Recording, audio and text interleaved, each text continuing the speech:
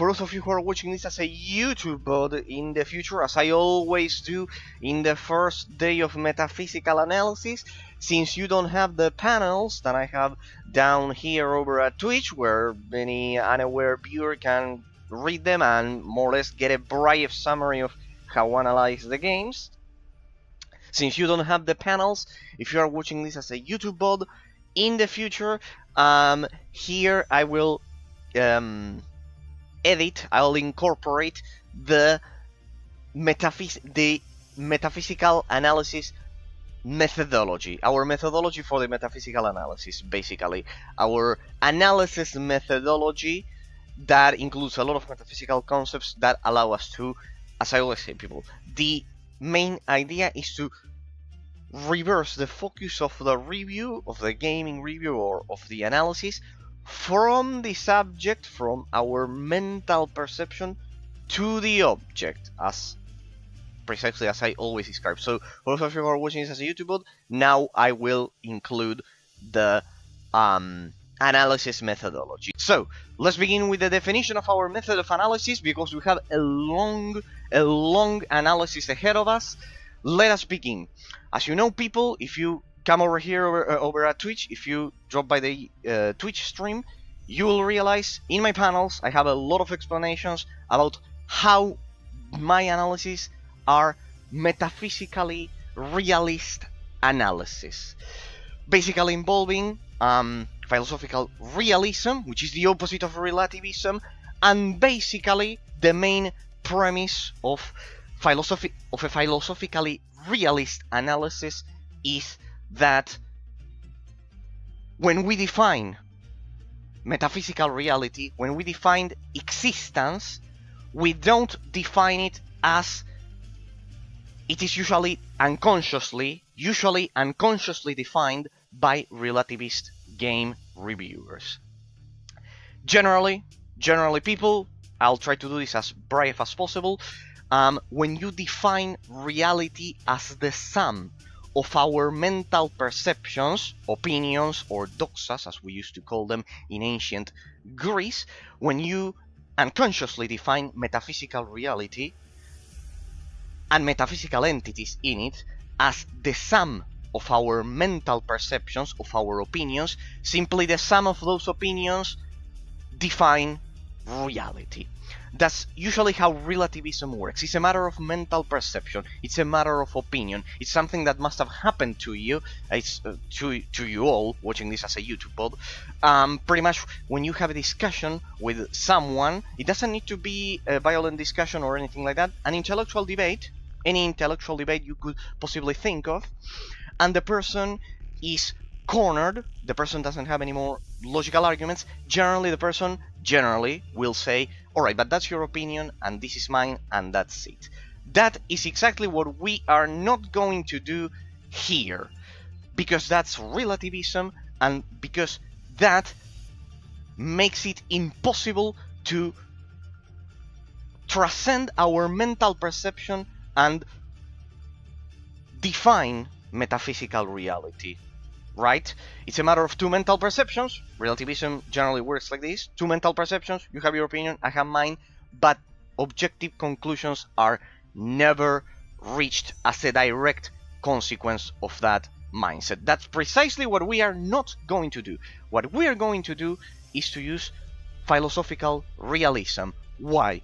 Because, as I always mention in my analysis, while relativism works at ruling a country, at for example, creating laws or organizing a society in general, we all vote. Think about your own Congress or Parliament. In the case it's a European country, Congress in the case of us, North American and South American countries.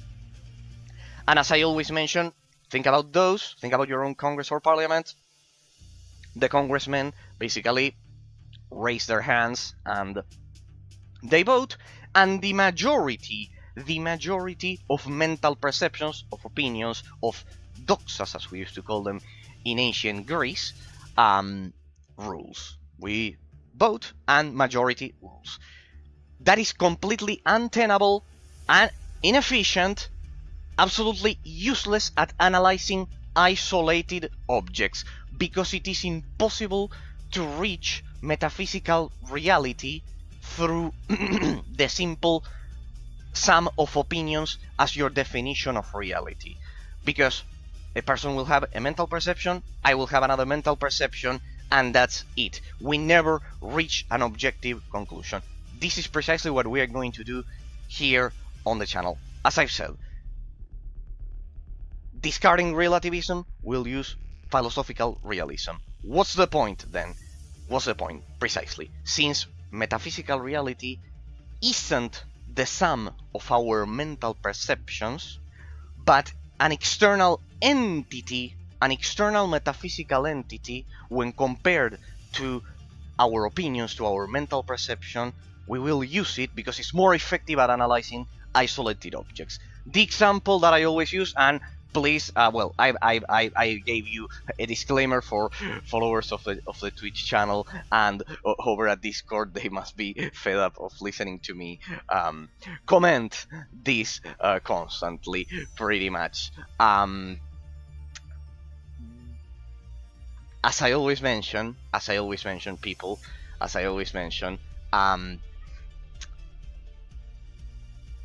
when we do this comparison between two mental perceptions, there will always be one out of two opinions. There will always be one that is closer in its description, in its accuracy of its description of metaphysical reality. The description of metaphysical reality will be more accurate out of two mental perceptions, out of two opinions. Of course, we cannot rule a society or organize it with that, but when it comes to analyzing isolated objects, it's more effective, as I constantly say on stream. Right, people. So I have already given you the theory, the methodology of the theory, the theory of the methodology, sorry, that we are going to employ when analyzing games. But I'll give you also a down-to-earth example that I always do on stream.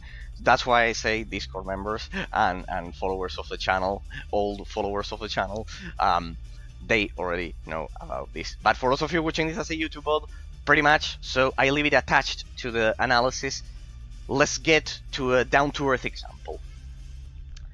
People, this is a gaming mouse, right? It's a gaming mouse. But what if I asked you, what if I posed the question, why is it a gaming mouse? Is it a gaming mouse? Why is it that your mind defines it as a gaming mouse? Why? Why is it a gaming mouse? The logical answer that most of you would logically tell me, it's absolutely natural, it would be to tell me that this is a gaming mouse, that we refer to it as a gaming mouse, that we call this a gaming mouse, because we have all agreed to call it like that.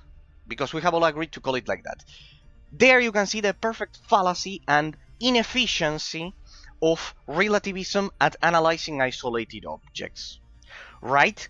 Because if I say that it is correct to call it a gaming mouse, because we have all agreed collectively, the sum of our mental perceptions have agreed to call it like that, and its metaphysical entity has to be referred to as a gaming mouse because we decided collectively to call it like that, there isn't any logical background behind it. It's just the sum of our mental perceptions. Let's get to the realist analysis. This, and you will see the perfect difference if you're watching this as a YouTube VOD, but you'll appreciate it. This is a gaming mouse, because it's the methodology of our analysis. This is a gaming mouse, not because of our sum of mental perceptions. It is a gaming mouse because it's a specific combination of molecules and particles that is so specific, so precisely specific, that could never be, for example, a chair. So, out of two mental perceptions, calling this a chair or calling this a gaming mouse, out of two mental perceptions, there will always be one that is closer in its description to metaphysical reality. even by 0.0000001%, even by 1%, even by a slight detail, it is objectively more accurate to call this a gaming mouse and not a chair. Why? Because it's a specific combination of molecules and particles that simply is completely different when compared to a chair. The description of calling this a gaming mouse is objective. The existence of this metaphysical entity, it's external when compared to my mental perception. It doesn't matter if my mind decides to call this a chair. It is still a gaming mouse. Even if we all agree to call it a chair, and humanity has been brainwashed to call this a chair for whatever reason, it will still be metaphysically a gaming mouse. Because its metaphysical entity and essence, they are both external when compared to my mind. We can use even a closer example, and I'll prove it to you. Between calling this, we'll use an even more subtle example that I always use. Between calling this a gaming mouse and calling this an electronic device, they are pretty close. It is still more objectively accurate. My mental perception is closer in its description to metaphysical reality, to describing metaphysical reality, if I call this a gaming mouse instead of an electronic device. Why? Even by 1%, even if it is also an electronic device, calling this a gaming mouse also incorporates the idea of shape. This object, this metaphysical entity, it's a specific combination of molecules and particles which has the shape of an animal with which the human race has been in contact with for millions and millions of years, and subconsciously our brain associates the abstract concept of gaming mouse with the shape of an animal that we have been in contact with for millions of years. It has the very same shape, this metaphysical entity. So it is more objectively accurate to describe this as a gaming mouse when compared to describing this as an electronic device.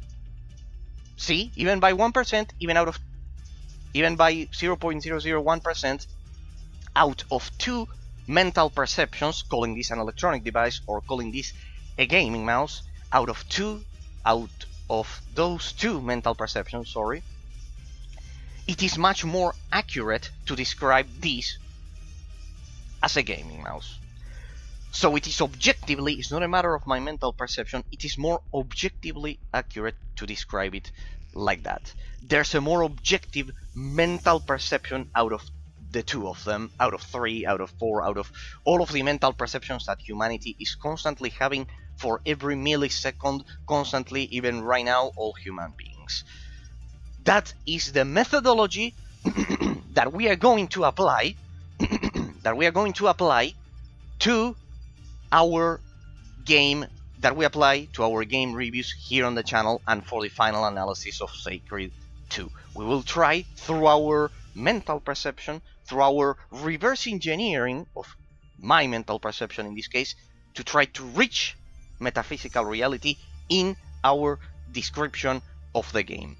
Direct consequence that philosophical realism has in games is that and it must have happened to you people, is that most game reviewers, most professional gaming press will tell you that the fact that you like or dislike a game, it's a matter of mere subjective mental perception. The second you do that, the second I tell you that a game is good or bad according to your own opinion, according to your own mental perception, and this is the very reason why relativism is ineffective at analyzing isolated objects like movies, books, video games, or a very gaming mouse, or a simple gaming mouse. It's because relativism changes the focus of the analysis from the object, in this case the video game, to the subject. It changes the focus of the analysis from the object to the subject. In the case of the chair and the gaming mouse, you can call this a chair or a gaming mouse according to your mental perception, without any logical reasons. So, pretty much, in the case of video games, the game will be good or bad depending on my own opinion, on my own mental perception of metaphysical reality. There's no dissociation between metaphysical reality and my mental perception. And the sum of our opinions defines metaphysical reality. And as I've said, that's completely untenable and useless at analyzing isolated objects. It works for organizing a society, it doesn't work for analyzing isolated objects. Or, in this case, it doesn't matter if the object it's material, it's composed of matter, or if it's composed of bits in a screen and it's more abstract. Doesn't matter. It's the same concept. So the direct consequence of doing a relativist gaming review is that the quality of a game will be completely subjective according to personal taste. That is precisely what we are going to completely discard and eliminate out of our analysis that we are going to do today. But just so you know the methodology, we will base our analysis on I base all of my analysis on a 5-pronged system that you'll see for the duration of this long review that we are going to do, that will try to reverse engineer my mental perception of the game to reach metaphysical reality, a common ground between all of your mental perceptions of the game and my mental perception of the game, so we can all together reach metaphysical, objective metaphysical reality. Perfect. So, the quality of a game, as a conclusion, isn't a matter of personal taste. For example, it's a matter of how do you describe metaphysical reality. It's an objective matter. It is true that one can have preferences, that one can like one genre more than the other one, but for example, I would never say that, I don't know, a game that I liked a lot, subjectively, my mental perception, is the best game of all time. For example, imagine if someone only played Fortnite for 15 or 20 years, which is the case for a lot of people, and they say it's the best game of all time. And most people will have the reaction, when confronted with that claim, that it is wrong. But most people won't be able to tell that person why it is objectively wrong. It's not a matter of our mental perception of it, because we know that the level design complexity, the gameplay mechanic, the abstract model of the gameplay mechanics and their complexity, a lot of things that you'll see once we get to the analysis of Sacred 2, the graphics quality, everything, objectively in a comparison with other games, Fortnite is simply not the best game of all time. It is objectively wrong to say that, for example. Even if it's your favorite game, that's perfectly acceptable, it's your mental perception, but when trying to reach the common ground of metaphysical reality and describing the metaphysical entity of Fortnite as the best game of all time, it is objectively wrong. See that I can do a dissociation between my mental perception, or in this case the mental perception of that individual. My favorite game of all time is Star Wars: The Old Republic, and I know that there are cases that, for example, Baldur's Gate influenced much more the classic RPG genre, just as a random example. And like that is the same. In the mind of this person who thinks that Fortnite is the best game of all time, subjectively, it doesn't change the fact that objectively, that it is metaphysically objective to consider other games as the best games of all time. Pretty much. So, as a direct consequence, we are not going to do a subjective analysis. I won't tell you that, for example, you will like Sacred 2 as a direct consequence. If you like Diablo 2, you will like Sacred 2, because I'm not giving you a logical reason behind it, which is what most reviewers usually say. Most reviewers usually say if a game is addictive, it's good. If it's not addictive, it's not good. And that's because they are unable to reverse engineer the logical process behind reaching metaphysical reality. They are stuck in their own mental perception. So it is actually addictive. Then the immediate question we should pose is, why is it addictive? Generally because there's a psychological sense of progression which creates that feeling of addictiveness in the brain, in the brain of the player, due to a psychological sense of progression that the game is able to create on the player. Good people, I think that's enough. We have a long analysis ahead of us, so without further ado, you already have the methodology that we are going to use. everything perfectly explained in a very brief way in 20 minutes. It's a very complex topic to talk about in 20 minutes. If you like the topic, I highly recommend you drop by the stream and we talk about it as we usually do if you are watching this as a YouTube pod in the future. And we begin, as I always like to do, with a very brief description. I know that Wikipedia is not the best source of information, but for a brief summary, it's at least it's sufficient, because it's a very succinct idea of what it is, and then we can compare the initial professional gaming review descriptions with the metaphysical reality that we stumble upon, basically. So let's begin. SpellForce: The Order of Dawn. It's a real-time strategy game from 2003 that is also a role-playing video game. Well, we know that. The developer is Phenomic Game Development. I'm interested about this because I don't know about them. And published by Encore Incorporated for Microsoft Windows. So let me see the developer and the publisher. Well, it had a lot of publishers for the expansions. I know there's no link for the main game, for the base game. Then Joe Wood Productions did it for this. Basically, as you could see, their assets were purchased by Nordic Games, basically by THQ Nordic, etc. Asper Media for the Platinum Edition. Well, okay. Okay, but base game, the original publisher, Encore. Well, we'll see about the developer, because the main publisher doesn't apparently was extremely small, a very localized case. From what country is this game? It was developed in where? I always like to know those details. The game combines traditional role-playing elements such as taking on quests, equipping characters, and improving them with leveling up, pretty much, alongside real-time strategy elements that focus on gathering resources to construct bases. Oh, right, there's base building, quite interesting, and train an army of units to help defending opposing forces. So as you can see, I was surprised. I never played it, but I was surprised watching gameplays of how balanced.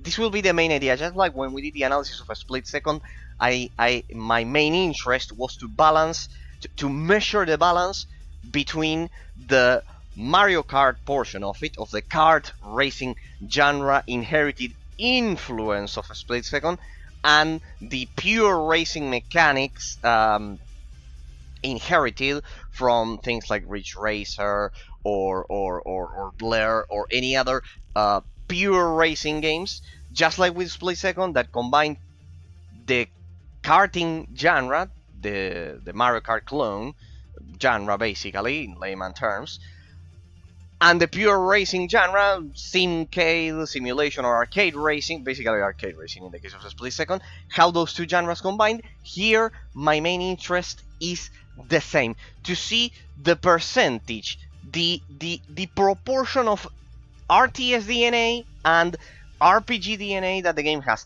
and if that proportion creates a proper degree of efficiency in the end result, basically.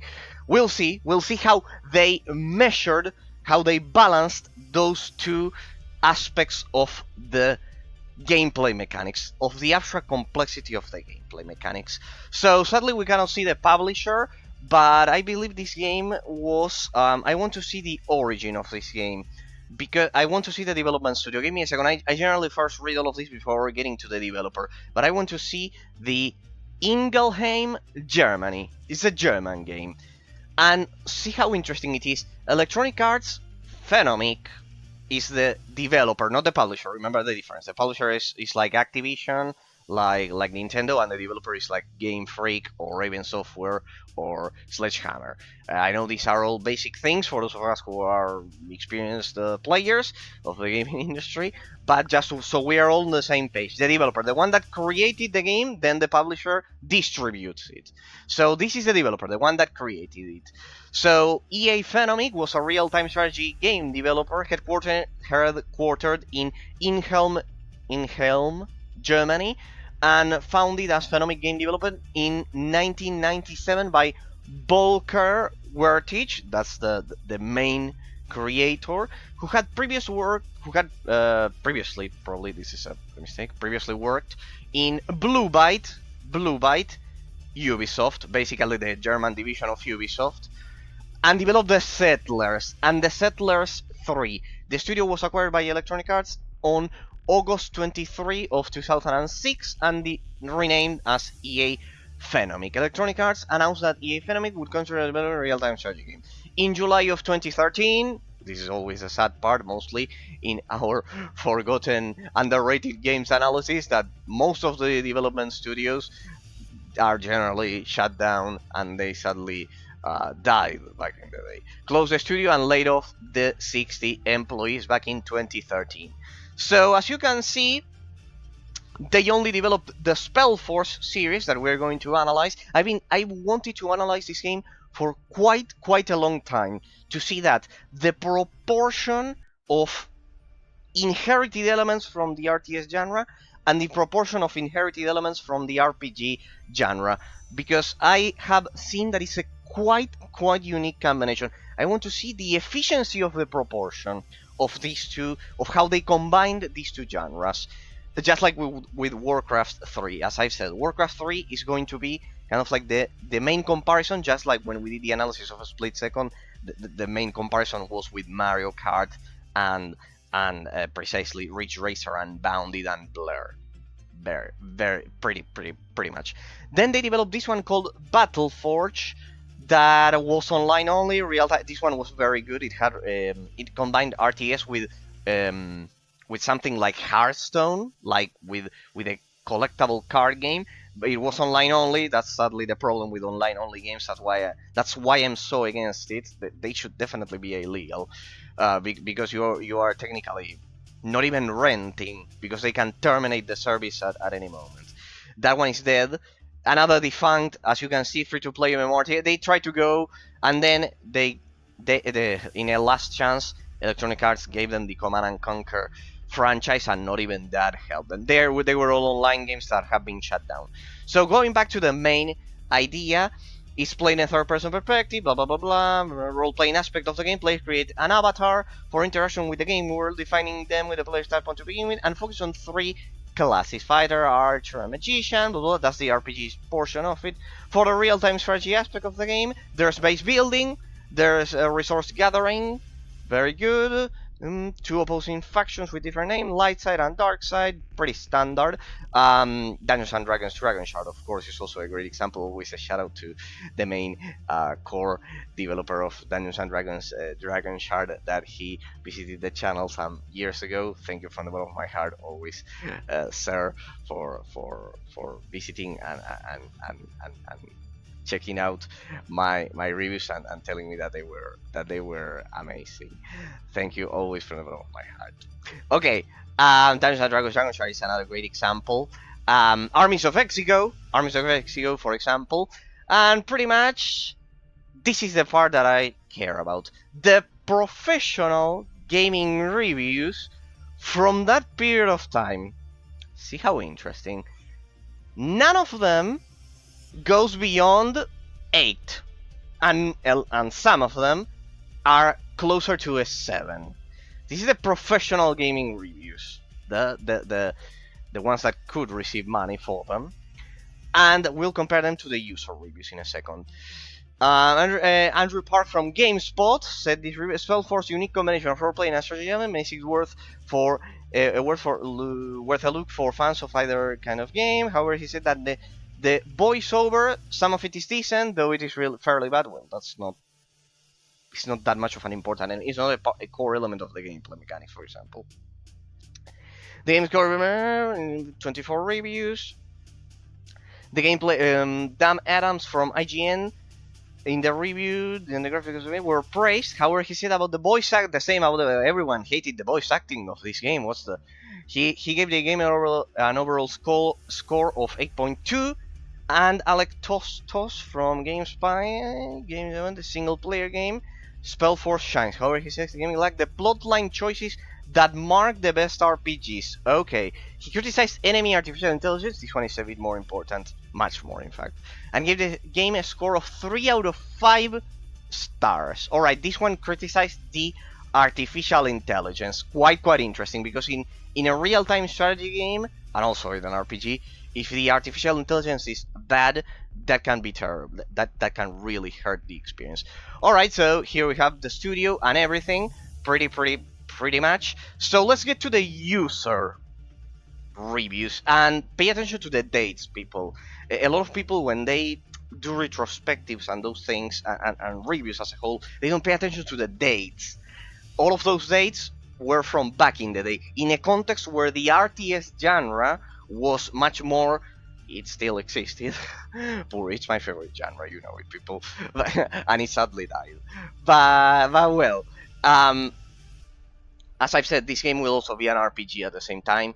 So, and it will be even more predominant than World of Warcraft, so don't worry, I know that none of you like the RTS genre at all. That is very mechanical, and because of that I don't stream RTS games anymore. But this one is a very specific case. Including all expansion packs, because look at the dates, this one is a modern review. This one would be a retrospective review. It's not from a period of time in which the RTS genre was much more predominant, and with a spotlight and with a lot of comparisons to it. So, including all expansion packs, SpellForce has been an interesting journey through RTS RPG with a great story and solid graphics for its time. This game gives you the ability to lead into an army of battlefields. Look at the dates, 2021, with a great story and solid graphics for its time. This game gives you the ability to lead an army into the field using a variety of magic disciplines and fighting styles, and blah blah blah blah blah. 2014. This one gave it a 10. A 10. This one gave it an 8. Pretty much. Only 3 reviews. Damn it, this is terrible. RTS plus RPGs, but not a very smooth transition between the two. Most of the RTS components are resource gathering and army upgrade structures, while most of the RPG is popping abilities whenever they come off a cooldown and equipping a paper though. You can get more hero units to equip and micromanage skills, but only your main levels up. Well, another case would be Heroes of Annihilated Empires that tried this formula. We'll see if finally SpellForce can do it better. Alright, let's get into the Steam reviews, which definitely are the most puzzling ones. Because look at that, it has more than 2,000 positive reviews. It has more than 2,000 positive reviews that basically are all very positive. All very positive. So, they have an element to combine a large scale of strategy and role-playing and be successful. Phenomic has made a damn good stab at it with this one, though. Including the Platinum Edition are 3 titles: The Order of Dawn, Shadow of the Phoenix, and Breath of Winter. Okay, pretty much. So, such a great game and many memory when young on days. Well, that doesn't provide any objective element to it. Building placement sucks. Their footprint is huge and hard to gauge visually, and placing a building doesn't automatically destroy trees, which makes adjacency bonuses hard to get. In addition, it's possible to block escort mission NPCs with your buildings, even though there's room for hard to pass. Soft locking quests until you realize what's going on. Oh, quite interesting. That one is quite interesting. Most importantly, you will need cheat engine to walk faster. Trust me, you'll need it. Other than that, great hybrid controls are more or less standard for an RTS, but geometry constantly gets in the way. Alright, so this is problems with the pathfinding, a quite interesting element. Combat so far on normal difficulty can be slightly challenging. In small RPG mode fights, it becomes a cakewalk with a fully upgraded base and a full army, which so far you have no reason not to get since there's no time pressure. Look, it's okayish. It seems very randomized, so my first pickups weren't adequate for my character. Prices in shops are extremely high, especially for spells, precluding you from purchasing anything interesting on the first mission. The pace of the game is glacial due to large maps and very slow walking units, plus a need for backtracking. For example, to receive quest rewards, I consider it absolutely unplayable as is. Unfortunately, this is easily fixed by cheat. Everyone uses cheat engine for this game. This is terrible. Everyone uses cheat engine. God damn it. Good for 2003. must have. I wanted to like this. How the amount of backtracking one needs to do. Alright, so there's a lot of backtracking.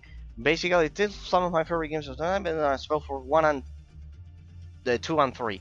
Perfect mix of RTS, real-time strategy. Real-time. I'll suspect I'll replay the game for every year for the rest of my life. See that it has its cult following. It does have its cult following. But still, it's very, very difficult to... This one also says that the English portion of it is terribly voiced. So, as you can see, people, it's a perfect underrated case for us to analyze.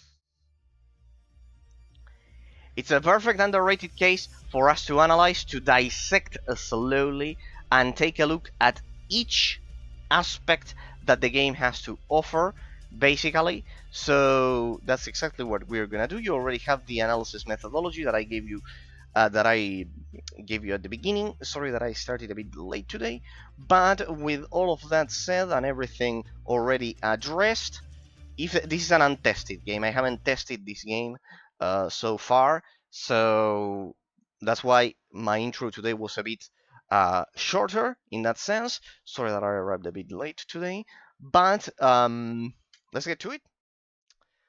Let's get to it, people. After that small intro, now that we have the context of the game and you have the metaphysical methodology as well over at YouTube, um, let's begin with a cold boot of the game. I have it here in my RTS row, basically, and it's basically a blind playthrough. I haven't never played the game. I have never done it. I've only watched gameplays, which gave away the RTS RPG combination, and I have them because it was a blind buy for me, because if it says RTS, I like the game. But basically, I haven't played it. I'm going in blind about the technical aspects of it. Maybe if I have to repair something, bear with me a bit of patience, but we'll see. We'll see. Um, Maybe the resolution is not. I didn't generally fix the resolution before showcasing a game, but in this case I'm going in blind. It's untested, so we'll see. As I like to say, and as I like to do, I like doing a cold boot of the game the first time I I played. The first time I played, I want to do a cold boot. Besides, I want to see if it works correctly. Don't worry if it is off frame. It's because it's at 1080p. Let me see if I can fix it. Don't worry about that. That's because it's probably at 1080p from my previous monitor, my previous TV. The TV I use for streaming, for looking at all of your messages is the one responsible for was at 1080p. It's the one that I used previously, and I moved it there, and we have this one. All right, Joe Wood Productions, because it's the Platinum Edition. Remember, Phenomic. Look at that, it's not even Electronic Arts Phenomic. Nvidia, don't worry, I'll adjust the frame. I'll adjust, and if I cannot get 10 to 1080p, I have don't worry, I have a second zine that will adapt to 1080p. But first, let me see if I can get 1440p. Let me see. Right, that didn't work well. Yeah, probably I hex edited this shit. That's why I couldn't get into the options. So probably I already fixed it. So let's try the 1080p. The 1080p should work. Good. This one will do the trick. Don't worry. See, I always have a backup plan. All right, so I probably hex edited this. I did fix it. Look at that. Yeah, probably that when that happens, when you get into the options, it's because I hex edited it previously, and it could only go up to 1080p. It probably has a hard limit of 1080p resolution.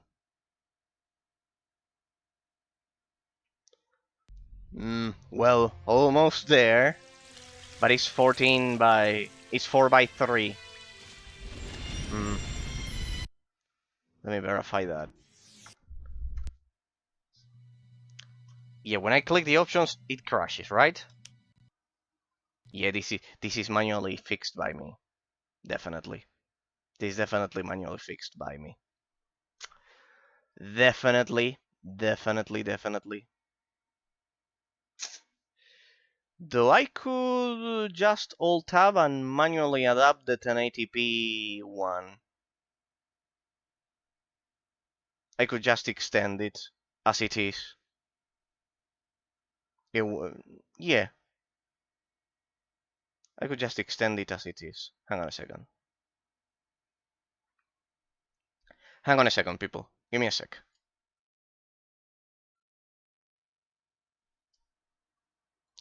Hang on a second. This is easier than you think. It's easier than you think. Alright, but I need to see the scene.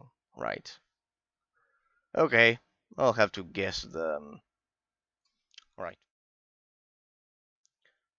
Alright, I'll have to guess it a bit. No worries. No worries. Give me a sec. I'll have to guess it a bit, but won't be a problem. Should have taken that into account. The border.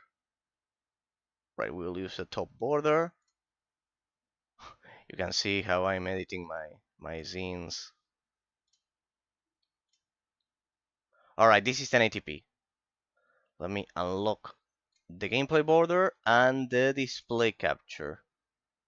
Right. More or less what I have for 1440p. It's like that. And then we have one gameplay border out. And the second one more or less like this. Like this. And there. Then I'll adjust it precisely, but I think for a very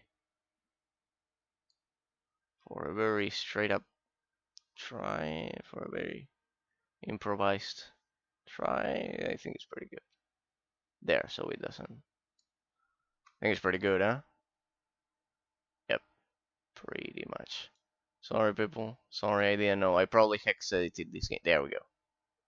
There we go. More or less, it's like this. Good, and you can see the whole screen.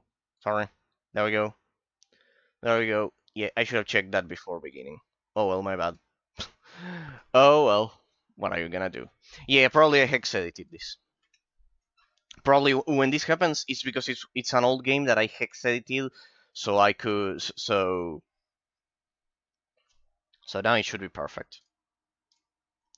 Because when you click on the options of a game, it's actually a .ini file that has a lot of configurations, and probably when the crash happens, it's because it doesn't get to that ini configuration file, but rather, hey, what's going on?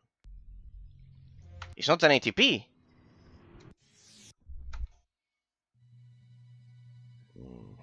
Then it's even smaller. Ah, no, it is, but the proportion.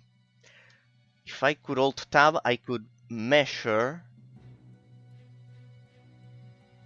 Yeah, I could measure it. I could measure the screen and stretch it. And at least stretch it. Damn it.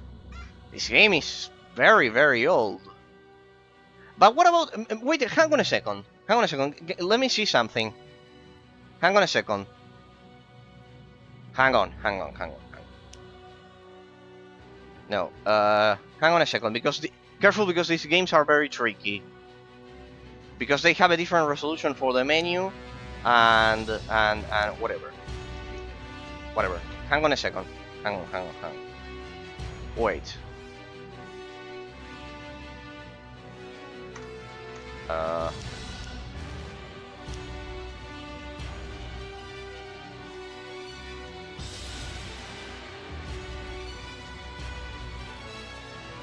Test.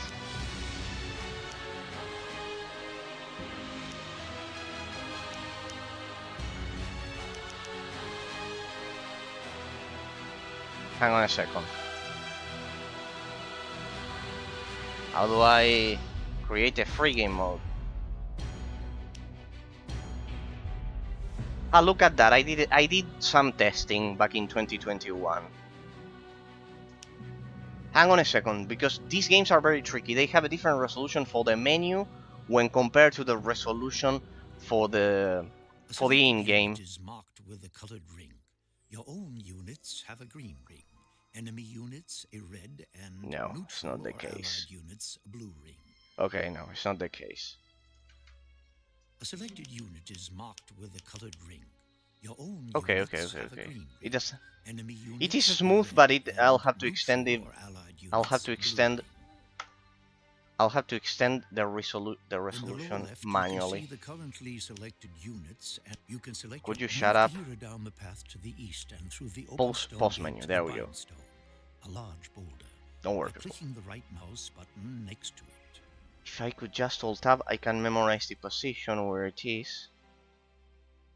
Problem is that when I alt tab, look at that. Problem is that when I alt tab, I'll have to manually guess it. I'll have to manually guess it.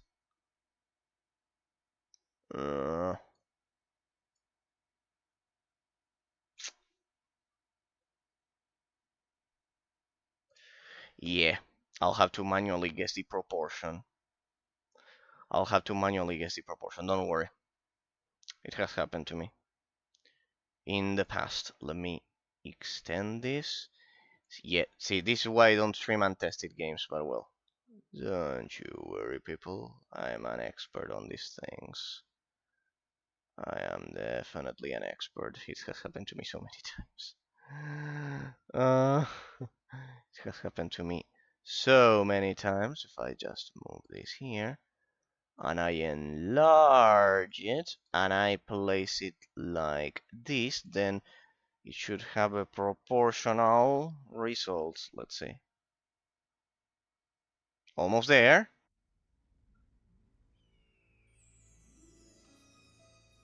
Well, I went a bit overboard. I went a bit overboard now.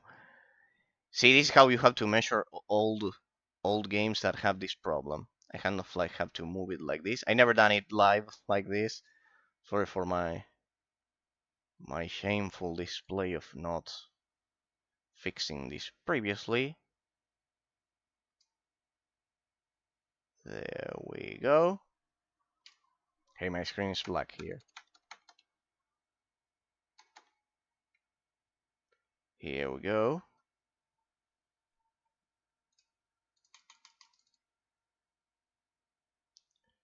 I think like this should be more. Ah, you can see it, but I cannot see it. It's all black here.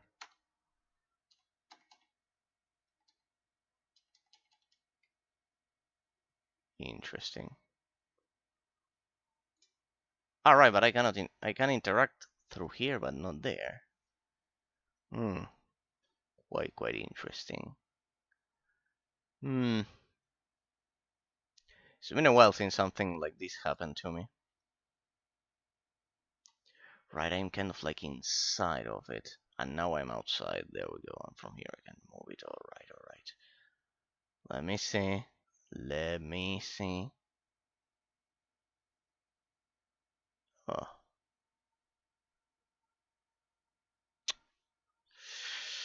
See, I feared this would happen with an old school game like this one. I should have adjusted the resolution previously. Well, no matter. Can I close the process at least? Hang on a second. Let me close the process.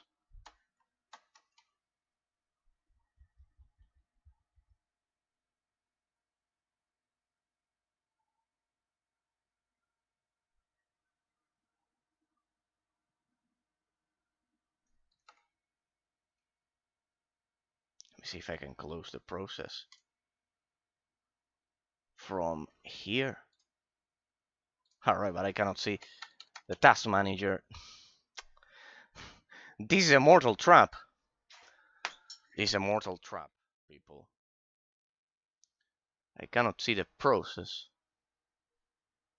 You can see it, but I can't. Where's the SpellForce? You can see it, but I can't. Let me see.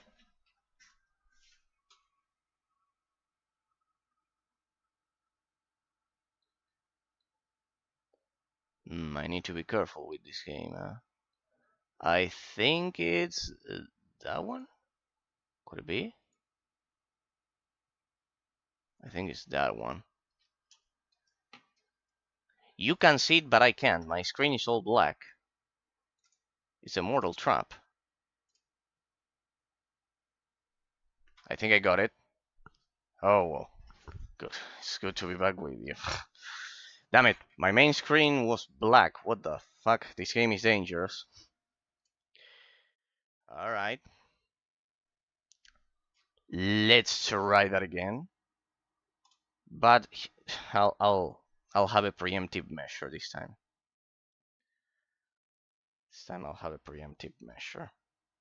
I'll activate borderless gaming preemptively, so it doesn't take my whole screen until I adjust it. Once I adjust it, I'll go back to full screen. All right. Though it's not completely full screen because I could still move my cursor outside of a thing.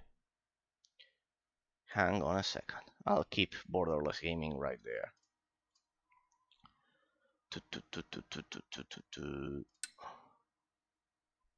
Hang on a second. See, it probably has a very, very special.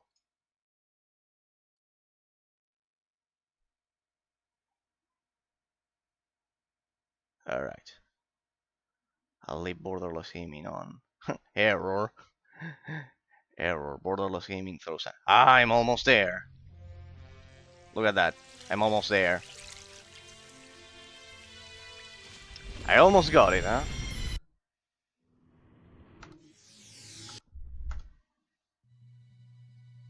Look at that. I almost got it.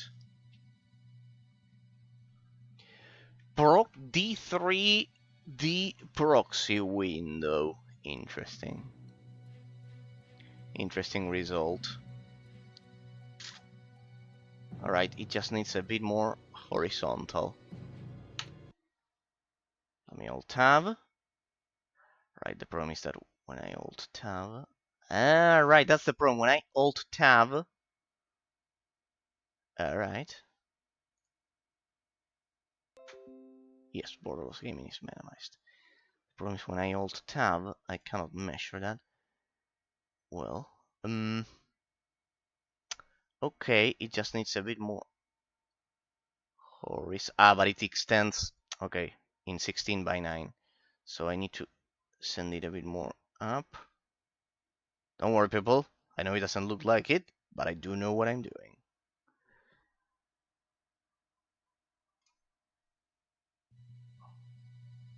Should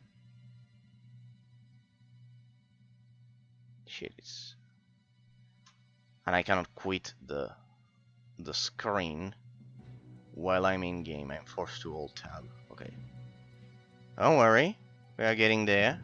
These proportions are extremely tricky to get. Another reason why I don't stream RTS games anymore. But I've done it quite some time. I have to manually adjust the proportion. How to manually adjust the proportion. Don't worry. With the game closed, so I have to guess.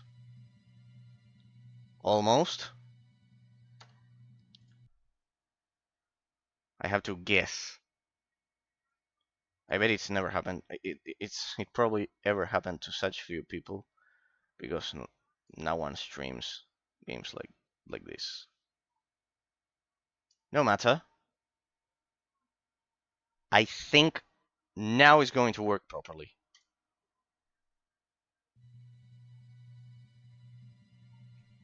Yeah, look at that. Well, just a bit more so you don't have that disgusting final line over there. Alright, and a bit more up. Yeah, there's a small crop by the bottom of the screen. Let me see. Yeah, old games are like this, people. They are like this. So it needs a bit more like this. Like it doesn't even snap to the screen. And like this. There we go. That should do it. Try now.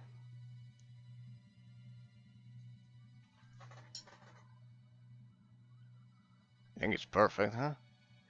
No, there's a small crop by the bottom of the screen that you... Very, very small, but still. It will be noticeable. Don't worry. Well, at least you can see how to stream older games with these disgusting proportions. Oop. Hang on. We take it a bit up. Take it a bit up. And we need to make that proportion a bit smaller. And up there.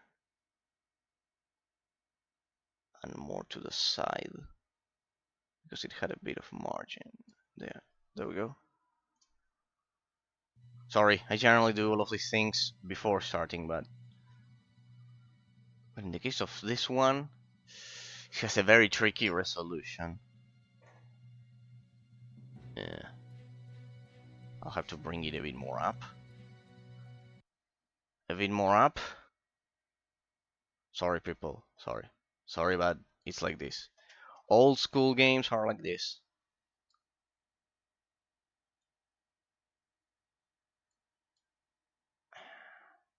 But it will be well worth it.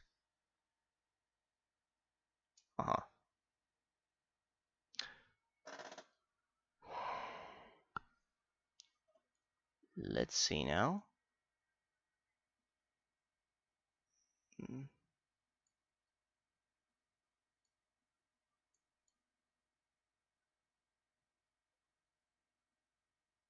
Maybe if I... Well, maybe if I just do it like that and do the proportion like this. Perhaps it adjusts.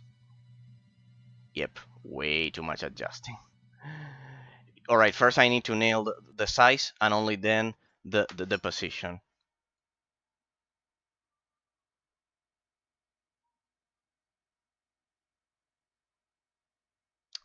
So the size was a bit bigger.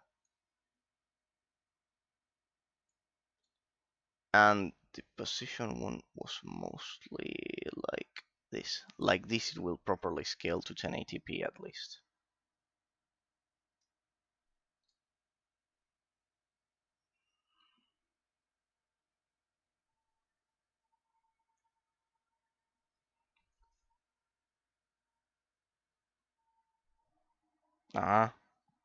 What?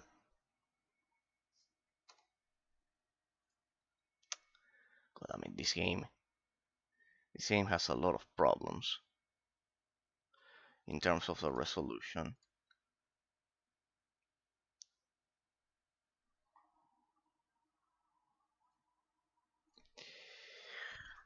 I didn't know it. That's why I don't play untested games. Damn it. That's why I don't play untested games. That's why I first test them. Because of things like this, but no matter. No matter. No matter, it cannot take me more than some minutes. Then I'll trim it from the YouTube ball. And don't worry, people will stream our full amount of hours.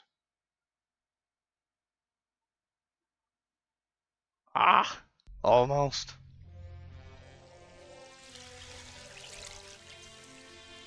Almost. Well, I think it's decent enough. I just move it to the right.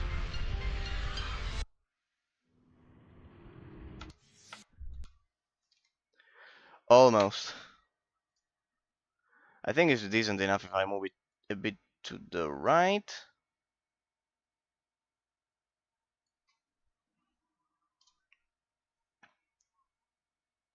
I just want to ensure it's not cropped. No, it's not cropped. Oh well. That's a bit smaller. That's a perfect position. Okay. At least I have the position. It's a bit smaller, perhaps.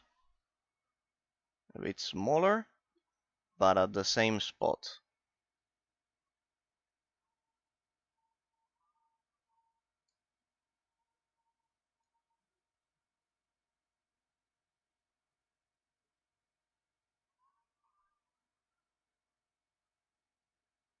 Maybe over here. Let me test how it reacts.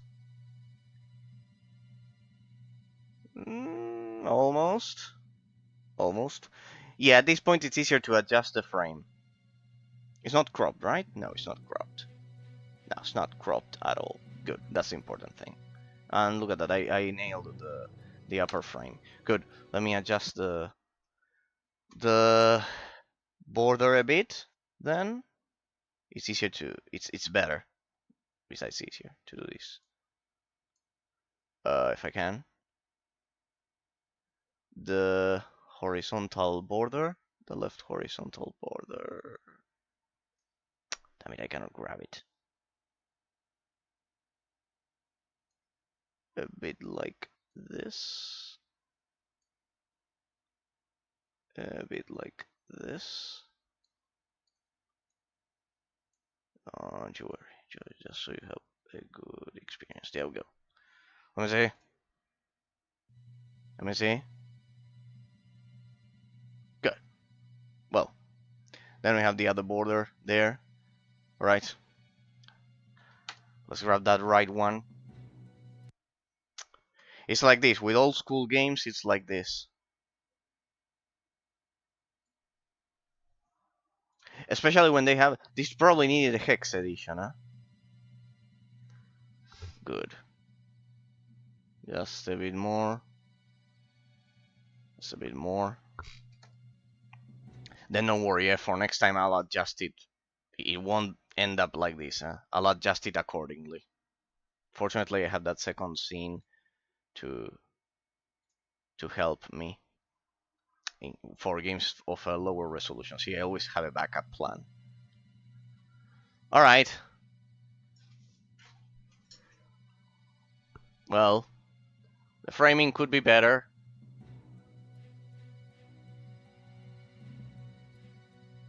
But it looks quite good.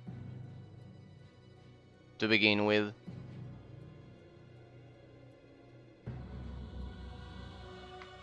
Perhaps I should just get rid of the border and extend it. I mean, get rid of the border. Let me extend it. Perhaps I should just extend it a bit. And leave it like that. Or like this. So it doesn't crop the bottom. I mean, it's been a while since I played a game with these kind of problems. It's definitely been a while. It probably required a hex edition or some shit like that. Alright.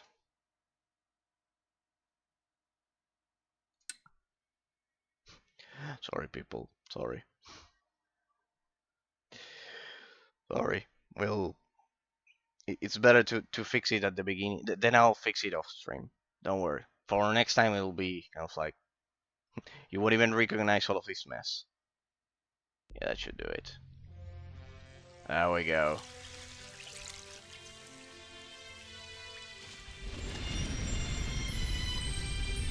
There we go. It's not cropped. Nothing at all. Amazing. So it does have widescreen, huh? It's 1080, it's less than 1080p, but it does have widescreen. It does have a 16:9 aspect ratio. Okay, there we go. There we go. Proud of my improvised work.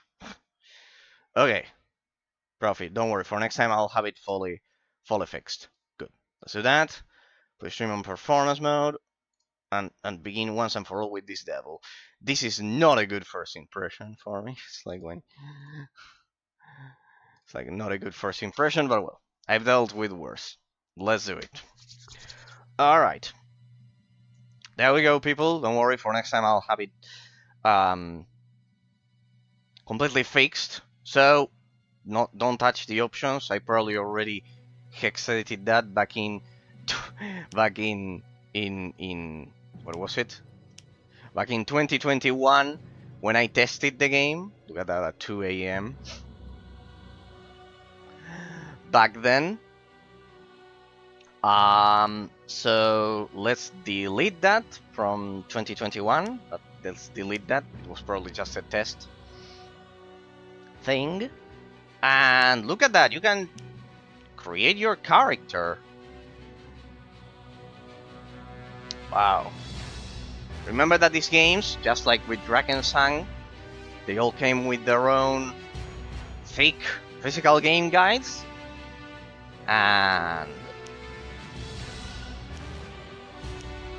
aim, of course. We'll go for Eraser. And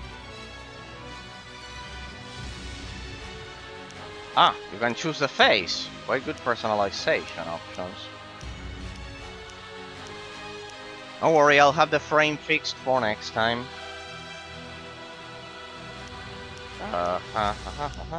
Pretty good personalization for 2003. Hey, that's a lot of faces, huh? 31! 31 faces, people, look at that.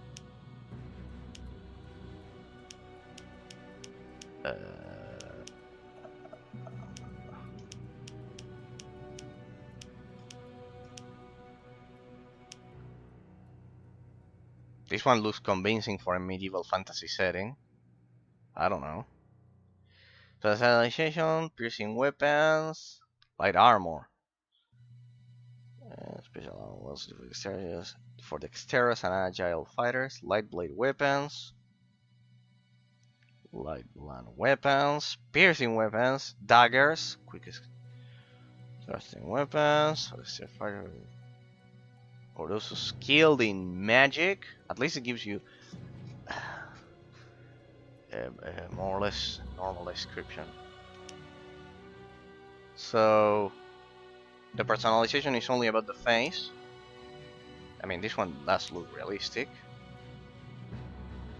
This one looks Japanese. See, let's all take a moment to appreciate that back in the day, this is 18. See that back in the day, we didn't have only, because in modern game character editors, we only have wannabe gangster haircuts like Sioux crests with crazy stuff. No.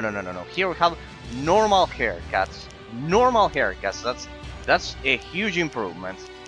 That's a very huge improvement compared to modern game character editors at this point. I mean, this game's volume is definitely not HD. It's a bit high. Let me lower it a bit. At least if for me it is like that. I cannot imagine for you. So just in case, I'll lower the audio even a bit more. Just for you people, so your ears are not completely destroyed. Anyways, you have the Twitch volume adjust it from there. There we go. It's a bit more normal. All right. This one looks like a very convincing. See that they have convincing medieval fantasy faces. Like nowadays we only get wannabe gangster haircuts. Alright, strength, stamina, enemy close combat, dexterity, blah blah blah blah blah blah. Of course we are going for the mage. I always go for the mage. Intelligence increases the speed at which mana reserves are replenished. Wisdom increasing maximum mana reserves. Charisma. Successful use of mind magic and chance of impossible hearing. Skip prologue? No.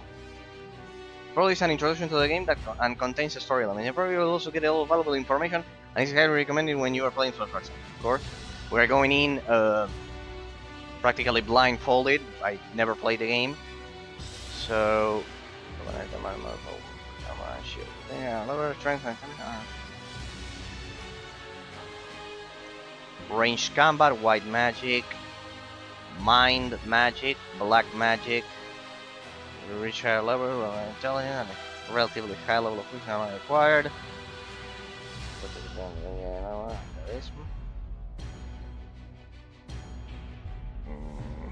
White magic. You sustain strength. Aha! And then you choose the advanced class. You can control of animals, secure points in phases. Allied units giving a great advantage in battle. Now that is quite useful. Black magic. Death. The magic of death only the destruction of enemy, damage in a short period of time. Necromancy. Summon a waitress, like a necromancer. Remember the undead. Curse. Curse is weaken and influence the enemy. So this white magic, you can only choose one specialization.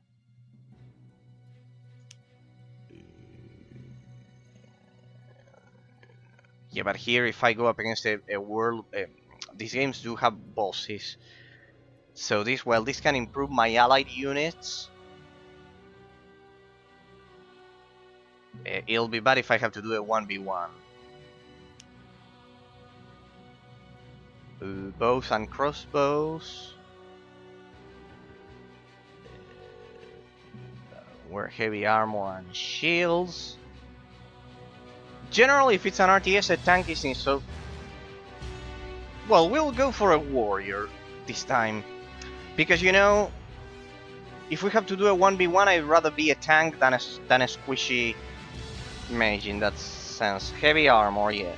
Heaviest and most durable armor. From melee and ranged attacks. Yeah, we'll do something like that. So shields, and that's the best possible protection from melee and ranged attacks. Yeah, we'll do that. We'll go for a tank.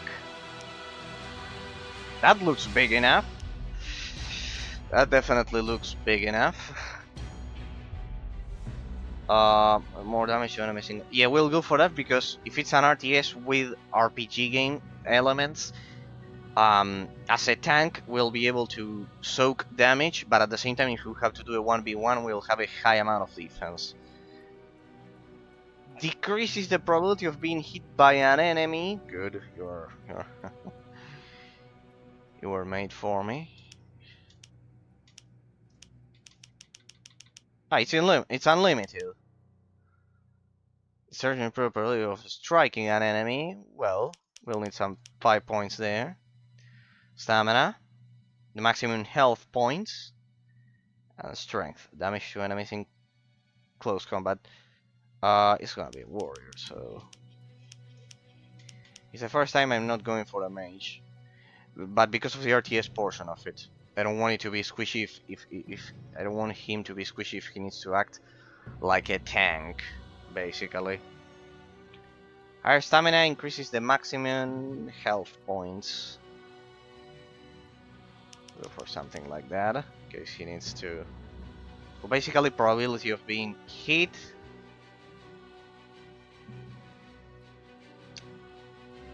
Damage, in case we need to sweep through the terrain. We'll go for that. Alright. Let's begin once and for all. The discovery of the All-Fire and the secret of the Convocation. 13 mages blinded. driven by the greed for divine power. And under the bondage of the Circle, their armies unleashed death and destruction, bonded with the power of ancient runes, cursed to eternal life and eternal death. Until the last day of the old era had dawned.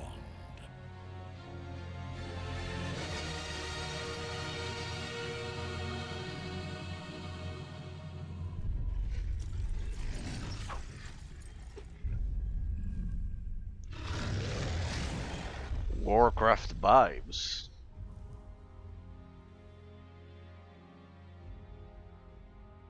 So have you come to witness the day of my ultimate triumph, poor old man?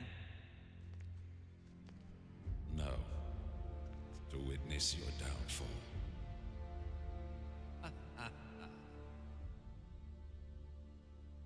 You cannot win.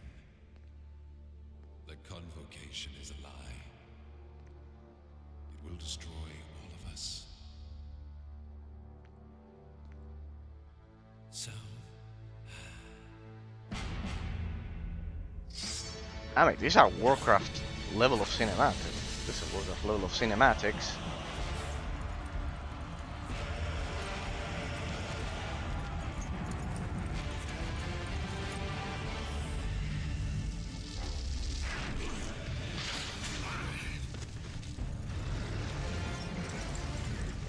you shouldn't have come. You really think I care a fig for your whimpering? Very story driven and character driven like Warcraft.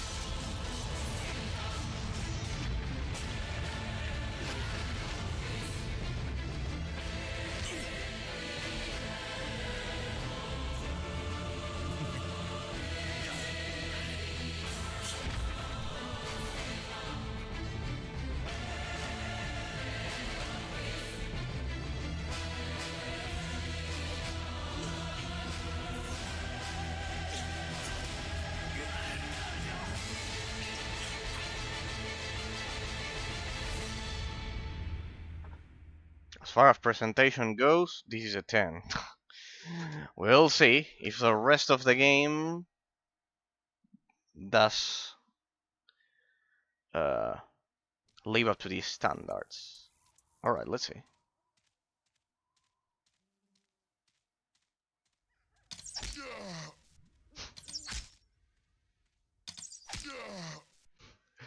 Ranger OP. No, it's too early to say that. Yeah, this is definitely Hex He attitude. needs the power of the Rune Warriors. The Northern Realms are in danger. Definitely Hex attitude. Because of Rowan that knows I will artifact never serve a artifact super mage in the again. background. My powers are exhausted. I have seen quite enough misery and bloodshed. Rowan will have to look for somebody else. That's why he sent us. A very special rune lies concealed somewhere in these lands. We're here to search for it. But we were attacked and Lev is wounded. He needs your help. We need your help. Then I hardly have any choice. Very well. I will help you. Where is Lev? I lost sight of him somewhere behind the gate there. I hope he's still alive. These damned orcs. I'll look for him. used to here by my hut. Thank you, Tahira. It's good to have you back with us. Okay. Ah, look at that. Welcome to the world of SpellForce. Welcome. In this prologue, we will explain the game to you. Let's start with some general information. The name of the main character in the prologue is Tahira. She is a combination of fighter and sorceress. From now on, we will refer to What the the main fuck? character as the Avatar. Sure. What the fuck? Once you've solved the prologue, the game will continue with the avatar you selected before starting the game. Okay. Whenever you hold the mouse pointer over a button or an object, a help window with additional information will appear in the bottom left corner of the screen. When you are asked to click on something, this means a click with the left mouse button. We'll tell you about the right mouse button a little later in this presentation. When you click the Options button in the upper right, you can save the game or change the game settings at any point in time. Now select your avatar by clicking on Tahira in the game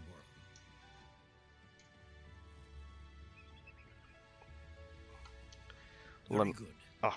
You can move the view with either the cursor keys or with the mouse by holding down the right mouse button. You can also adjust the view by moving the mouse pointer to the appropriate edge of the screen. Or just use WASD as I'm using it A selected now. unit is marked with a colored ring. Your own units have a green ring. Enemy units a red, and neutral or allied units a blue ring. This is the weirdest thing In ever. the lower left, you can see the currently selected units and some additional information such as name, health condition, and amount of mana. You can select your avatar at any time by clicking on the portrait button in the upper left corner of the screen. By clicking on the portrait button with the right mouse button, the view will be moved to the appropriate unit. Ah, right. Only right mouse button, like this. Move Tahira down the path to the east and through the open stone gate to the Bindstone, a large boulder, by clicking the right mouse button next to it. Healing level 2. Sorry. Okay. Hang on a second, people. Hang on a second. I want to see if it's being properly rendered. Let me save, just in case everything goes to shit. Tutorial. No. Save 1. Something like that. Let me pause it. Let me verify one last time that it's being properly rendered. Just so we have... So I'm sure that I'm not showing you some weird random shit. Nah, it's properly rendered. It's being properly rendered. And it's not cropped. Perfect. Perfect. Perfect. Perfect. Good. Good. Yeah, it's probably a stretched 1280 by 720. It's probably a 720p or some shit like that, or I don't know. Oh well. Oh well. Whatever. Whatever.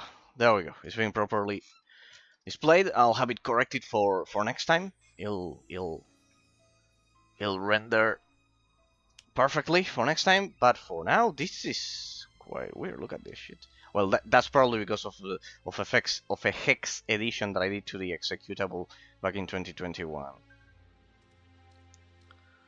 Look at that. Look at that artifact there. But you didn't expect that. Yeah, I probably pushed the resolution up to 1080p. Then I'll see if I can extend it to 1440p or some shit like that to give you the best resolution. But no, it's probably a hard cap or something. Alright, what's this? When you activate this bind stone, the soul of your avatar is bound to this location. In case your avatar dies, he'll be reborn at this blind stone. Your avatar can travel between activated blinds. Alright, so they are checkpoints and travel points at the same time. Good. There we have the resources. I have to do right click. Good. So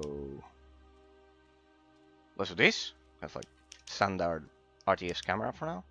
Move Tahira down the path to the east and through the... You can use WASD to move the camera. It's very comfortable because when you alternate between views... So I activate it. The Bindstone offers the Avatar an opportunity to connect his rune with this place. Should he perish, he will appear in the last Bindstone used. Enemies are able to sever the connection to a Bindstone if they attack it, thus causing you to lose one active Bindstone. So... Select the Bindstone with a click. So as long as they are in sight, I can just touch them.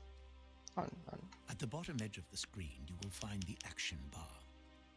A new symbol for activate this Bindstone should have appeared there. Click on that symbol. Or just click the Bindstone. I know, it's okay. The Bindstone will light up and This is one. now active. Yeah, there. You are now bound to this Bindstone. What was that one? I was talking about this In one the that I lower talked. right, you will find the overview map. Black areas have not yet been explored and are automatically uncovered when you approach them with units. Your avatar has a greater view radius, so he will uncover a larger area. The Fog of War. The dots on the overview map are in different colors. Green dots represent your own units, red enemy and blue neutral or allied units or buildings. A few special objects, such as monuments, are marked in yellow. Continue along the path to the east. Hey, the map proportion seems very big. SpellForce offers you the option of witnessing the events of the game from different views, including the third-person perspective, where you see the action from a position directly behind and slightly above your avatar. To change the view, press the page up key to zoom in and the page down key to zoom out, or simply turn the mouse wheel. Yeah, I'll pick the mouse wheel. By moving the mouse wheel downwards or pressing page down, the camera will zoom out into an almost vertical perspective. Not bad. Now, when you move the mouse wheel upwards or press page up, you will see the normal isometric views from different distances. Now change to the third-person perspective by zooming in closer. This is only possible if your avatar is inside the field of view. The camera is kind of like fixed at a specific point, and it kind of like auto-rotates the character. You can control your avatar directly with the cursor keys or with the A, D, S, and W keys. Hey, the hair of... If you hold down the right mouse button, you can change the view has direction. physics. Otherwise, operating SpellForce in this perspective is identical with the isometric view. Alright, the same. Follow the path in third-person perspective toward the east to the next stone gate. In third-person perspective. Got it. You can change to the third-person perspective anytime during the game, but for now, we will assume you will be using the isometric view. Well, it does give you an advantage of the battlefield. Change back to the normal isometric view with the mouse wheel. Alright, assume it. Good. An enemy goblin is lurking around the next corner. He isn't very dangerous. When you hold the mouse pointer over him, a bar will show you his health condition. Select your avatar and click with the right mouse button on the goblin. Your avatar will attack the goblin. As soon as he has been defeated, we will continue. Sure thing, Chief. Ooh, I heard a sword.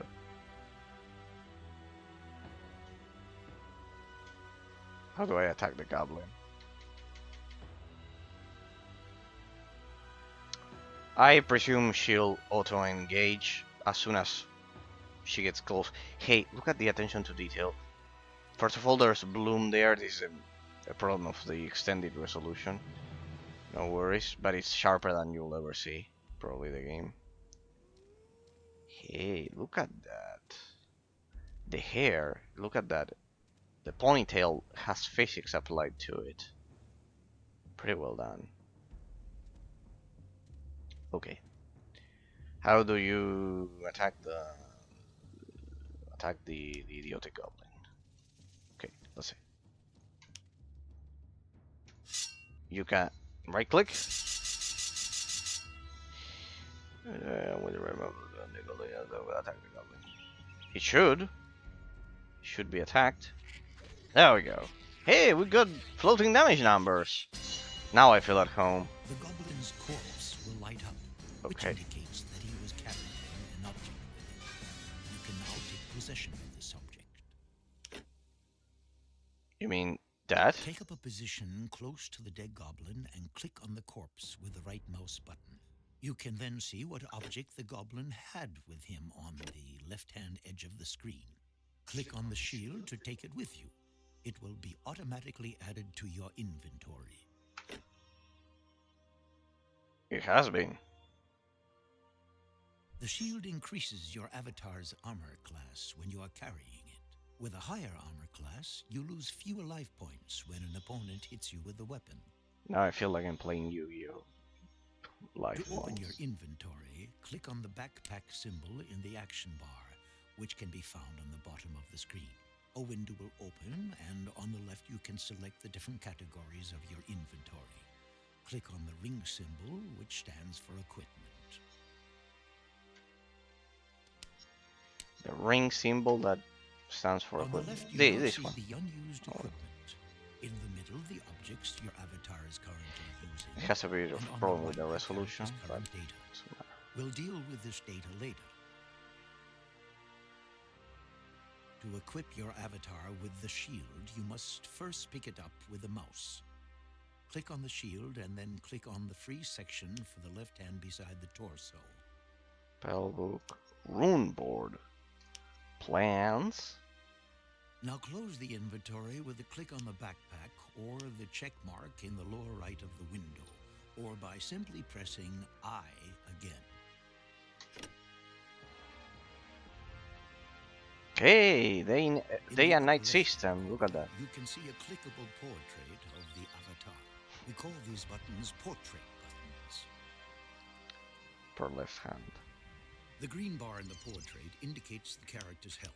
When the character is injured, it will change color from green to yellow to red, depending on the severity of the injury. When the character has no more life points, he perishes. Okay, Your avatar's life points will, however, regenerate with time. don't be stupid. The blue bar represents mana, Enemies beware. magic energy. When a character's mana Shit, she's not attacking. reserves have been depleted, he cannot cast any more spells. Mana is also replenished with time. Follow the path through the next stone gate until you have reached the wounded Lev. What's a leb? Mythical creature? What's the shit? I am not entire. Ah, yeah, it's a lake, it's a lake, it's a lake. Okay, pretty well done. Rabbit. Leb. That's a leb.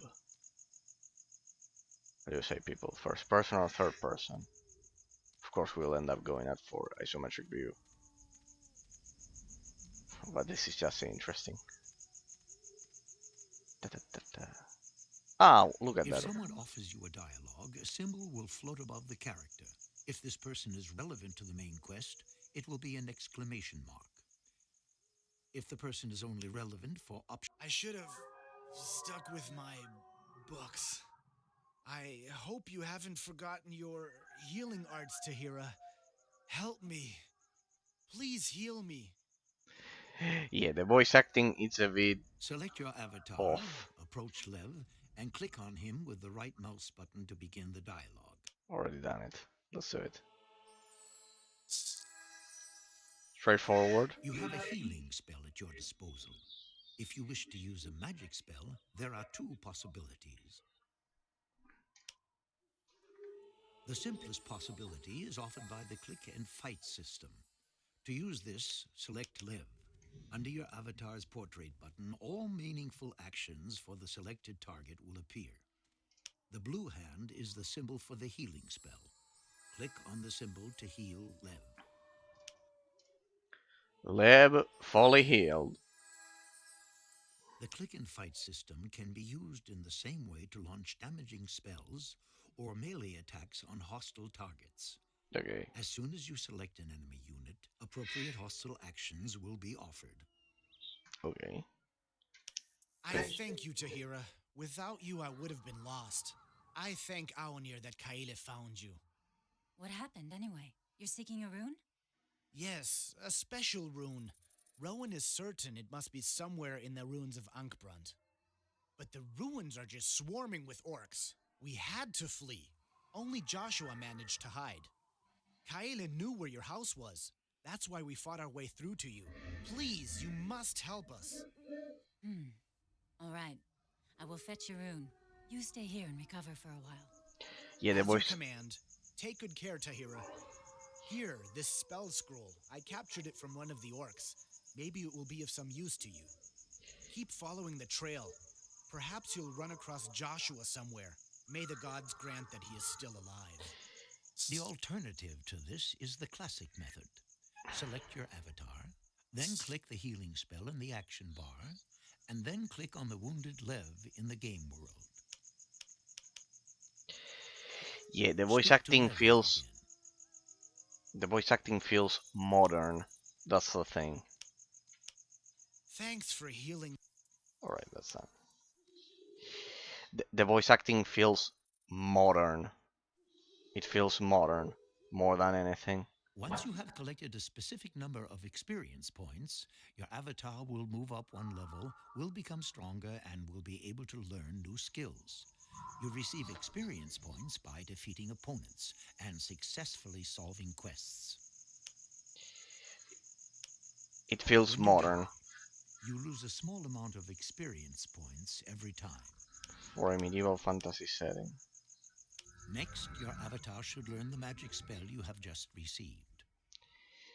It feels kind of like a modern Open your person instead of a inventory and medieval click on the person symbol for spell book. talking.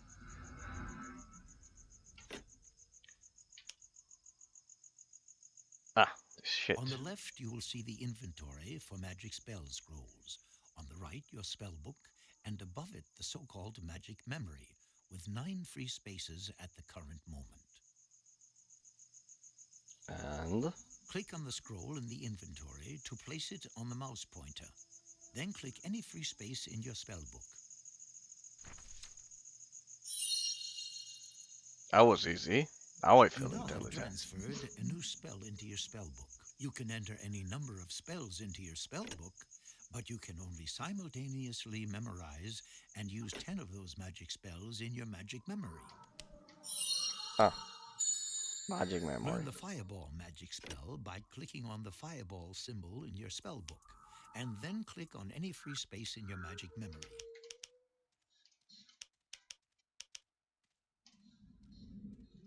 Now close your inventory.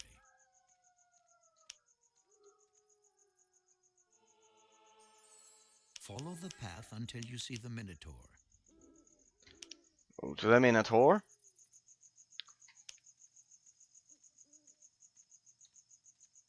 It's pretty straightforward, huh? In that sense, so far it's a pretty good amalgamation of both of them. I see the Minotaur. What now? Use the Fireball spell to defeat the Minotaur. Now I can see that I chose a terrible class by going warrior. Or not, because that thing didn't die. Many creatures are partially or completely resistant to specific types of magic. Your avatar can also use rare objects found in the course of the game to protect himself better from magic attacks.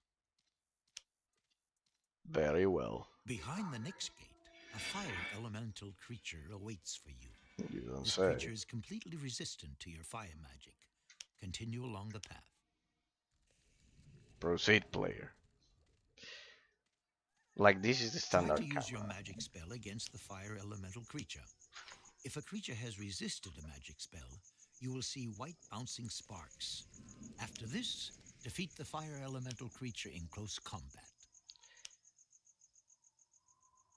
Resisted the magic spells, white sparks. Okay, so it's going to resist it. Yep. No damage. Stay with me, then. Who would have thought fire elemental not being damaged by fire? Who would have guessed it? I love how the Under attack. the Fire crazy elemental music was triggers carrying when a hero's rune and 4 objects. Ah. Take possession of these.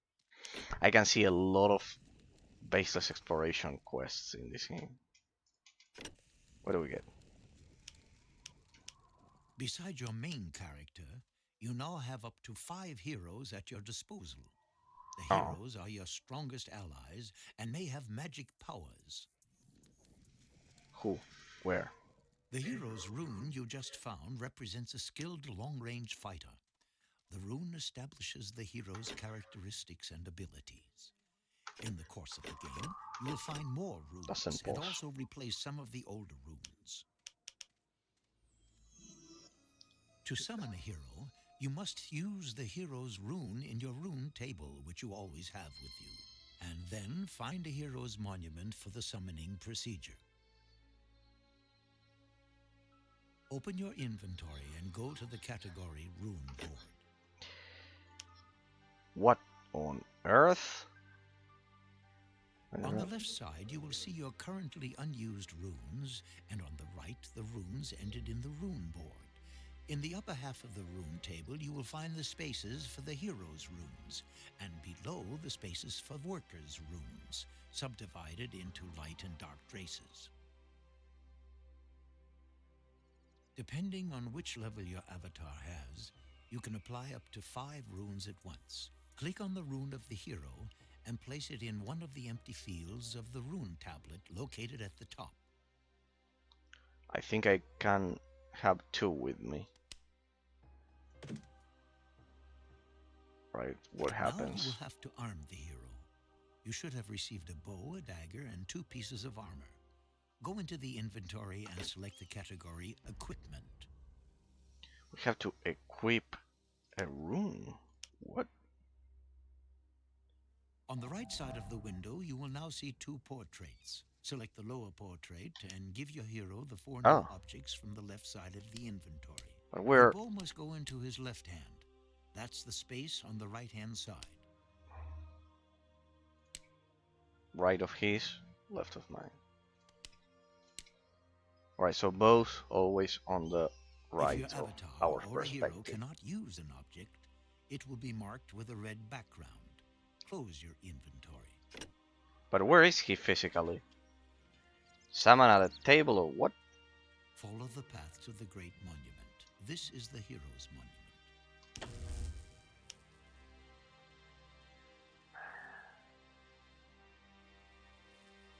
There. So you need this structure to summon them.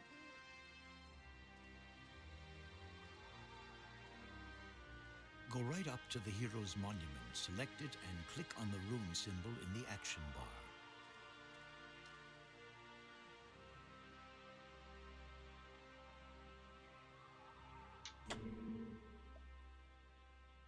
Aside from the hero monument, the symbol of a hand appears in the selection window. You can inform yourself of the rune power of your avatar. Every time you call upon a hero, or later on, even a worker, you lose a bit of your rune power, and calling upon them takes a bit longer every time too. Rune power regenerates itself automatically in the course of time. Wow. Now you can summon the hero. Select the monument and click on the symbol for the hero in the action bar. After a few seconds, the hero should appear. Not bad. A second portrait button for your new hero should now appear in the upper left. You can now command the hero. So you need rune plus equipment. If you want to select several And, units of course, simultaneously, Of you course, can the hold down monument. the left mouse Follow me. button in the Of keyboard course, also the and drag a monument. frame around both characters. A As soon as you monument. release the left mouse button, the selection is established. Okay, so this structure is important, that's for You sure. can combine combat units to form groups. To do this, select the units and click on one of the small buttons at the top of the screen in the middle, or hold down the control key and select a number key from 1 to 6 for the respective group. Already done it. Once you have defined a group, Follow me. a portrait Typical button will RTS appear at the stuff. top of the screen with the number of units in the group. The functionality of the portrait button is identical to your avatar's. To adventure. Okay. Not bad. You can now very quickly select a group by clicking on the appropriate portrait button or pressing a number key from 1 to 6. Okay. Quickly now. Follow the path Let's go. further toward the south. Let's go. So far, very solid. A very solid foundation. It's a very long tutorial, by the way. You have a fight with the undead Follow me. ahead of you. Together with your hero, you can win this fight. Use your magic and defeat the undead.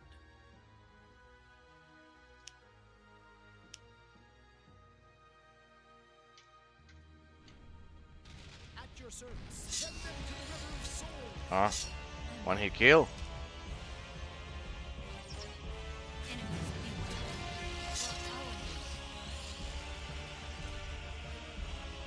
Follow me. Good ambience music, huh? Good ambient. I love how dramatic it sounds. Quickly now. Ah, this one as well. Let's go. For our near. That's what I wanted to prevent. Now the three of them Forwards. are coming for us. No matter. Ready and aim the glory Enemies of our beware. This one has a shield, so she shouldn't take as much damage as him. We're under attack. Oh well, that's easy. I hope the rest of the game isn't as easy as this. I hope it's not as easy as this. To adventure. Alrighty. Follow me. Yeah, this could easily pass as a full-fledged RPG, as far as I'm concerned. I mean, look at this shit. We can let's try fighting them in first person. Let me first Let me first save in case everything goes to shit. Let me overwrite. Yes, overwrite, please. As far as I tell, this can easily pass as an RPG, yeah. No. Ah, but I don't have access to the bar here? Yeah, I do. So, skeleton jet. Good detection range. So, let's do it in third person, in third person, let's see.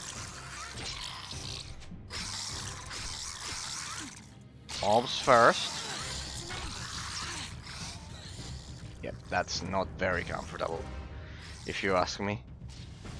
Alright, with space I changed them. So RTS mode. What does the moon desire most? The moon. Well done. One Yep. of the undead was carrying a valuable gem. Take it along with you. Quite interesting, people. Forwards. It has a very refined interface for 2003. If we strictly consider the period of time it was released in, like, this is a clean and smooth inventory system. Considering that this game has to, hey, District, how have you been? Sorry that I'm not playing Dragonstein today. You can, of course, hello, can I join your Discord? Sure thing, District. It would be an honor for me. It would be an honor, as I tell. It's a very, as the description says in the panels, just one rule, please, to prevent bots, because bots have bothered me a lot. If you have any Discord username that is completely different to District or District DSO, please choose the tag name, the nickname. Change it to District just for my server, so I can see that it's you. Because I have to be able to recognize you. That's the only rule, and it would be an honor, of course, for me. It would be an absolute honor. There's 8 of us, and we are very very old school, very polite, and and and yeah, it's a small community where we share news and those things.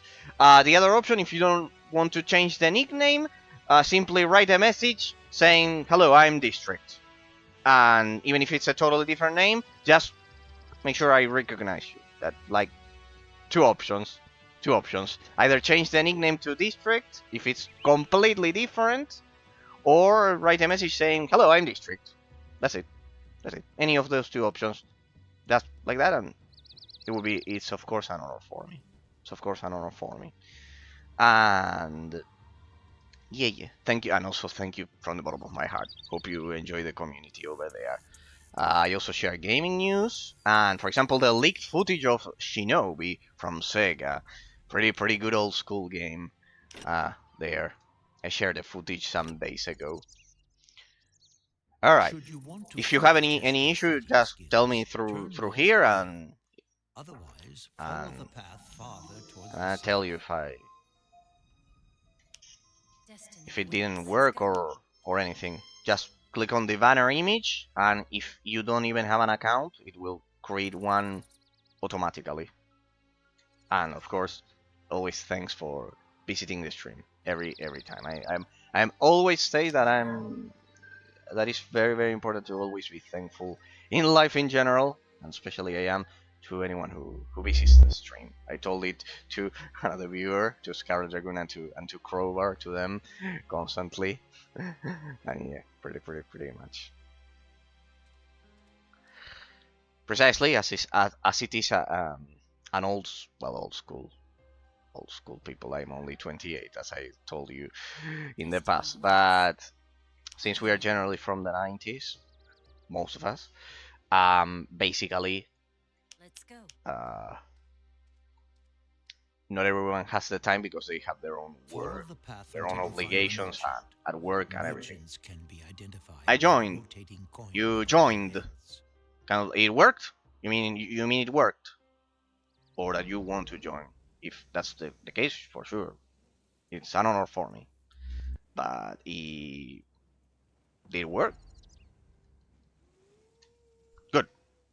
I assume it's you joined it, and you didn't have any issues, right?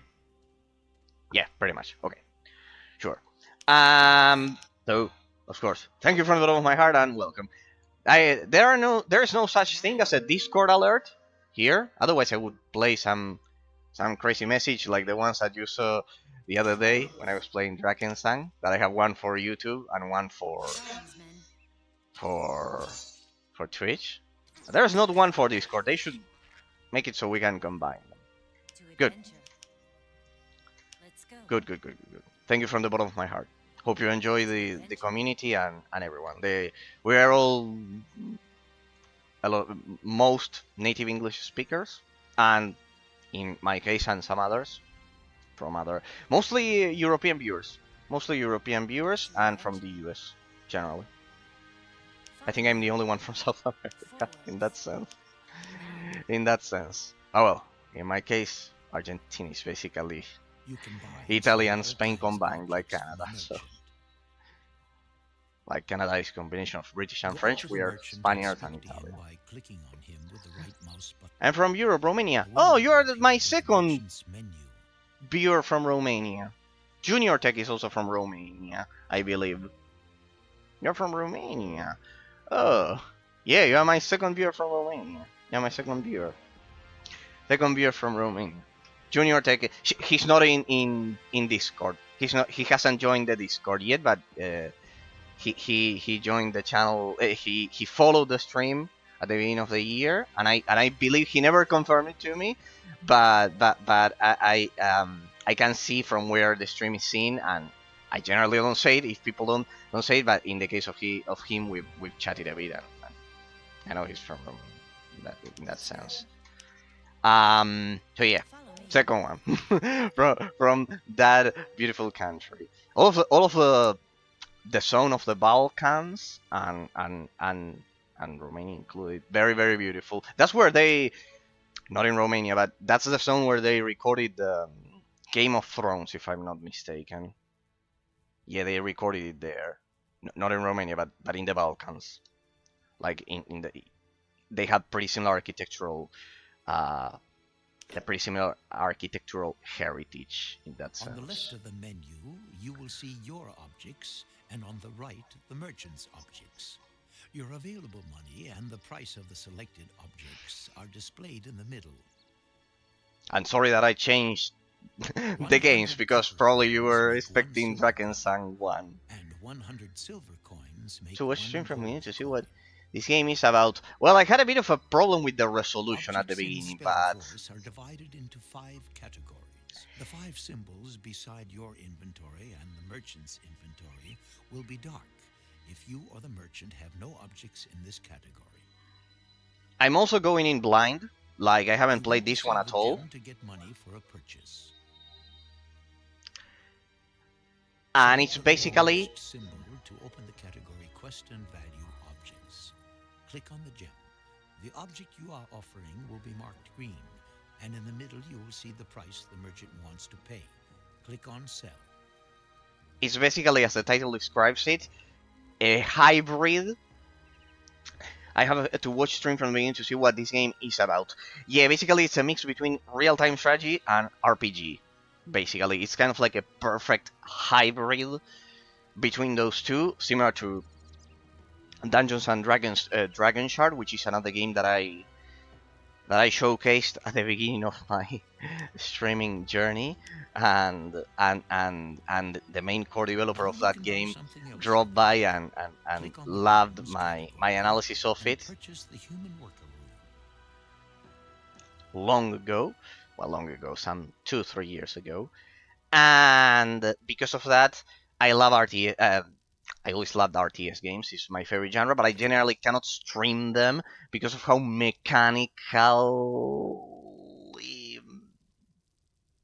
yeah, how mechanical they are, how much memorization they require, the APM and everything, and the base building. So here I chose a middle term, so I don't bore any of you with pure RTS gameplay, but at the same time, you have a bit of RPG, and at the same time, I have a bit of RTS because it's my favorite genre. So it's a mix between those. I never played it, so I'm going in again without knowing. We're learning a tutorial here, Shall not but since I played a lot of RTS, it shouldn't be that weird. Have a lot of problems with the resolution at the beginning. Probably Hex edited this back in 2021. All right, so basically it also has now you can buy something else with money. Click on the runes category and purchase human worker rune. Rune for human workers level. All right, so I just click on it. The merchant demands 10 silver. We have 94. So it has an economic system to it. See, it could easily pass as an RPG. Conclude the trade by clicking on the Yeah, we check know. mark on the lower left in the window or by pressing the Did I escape confirm it? Yeah, key. here it is. What do we do with it? I add it to here, right?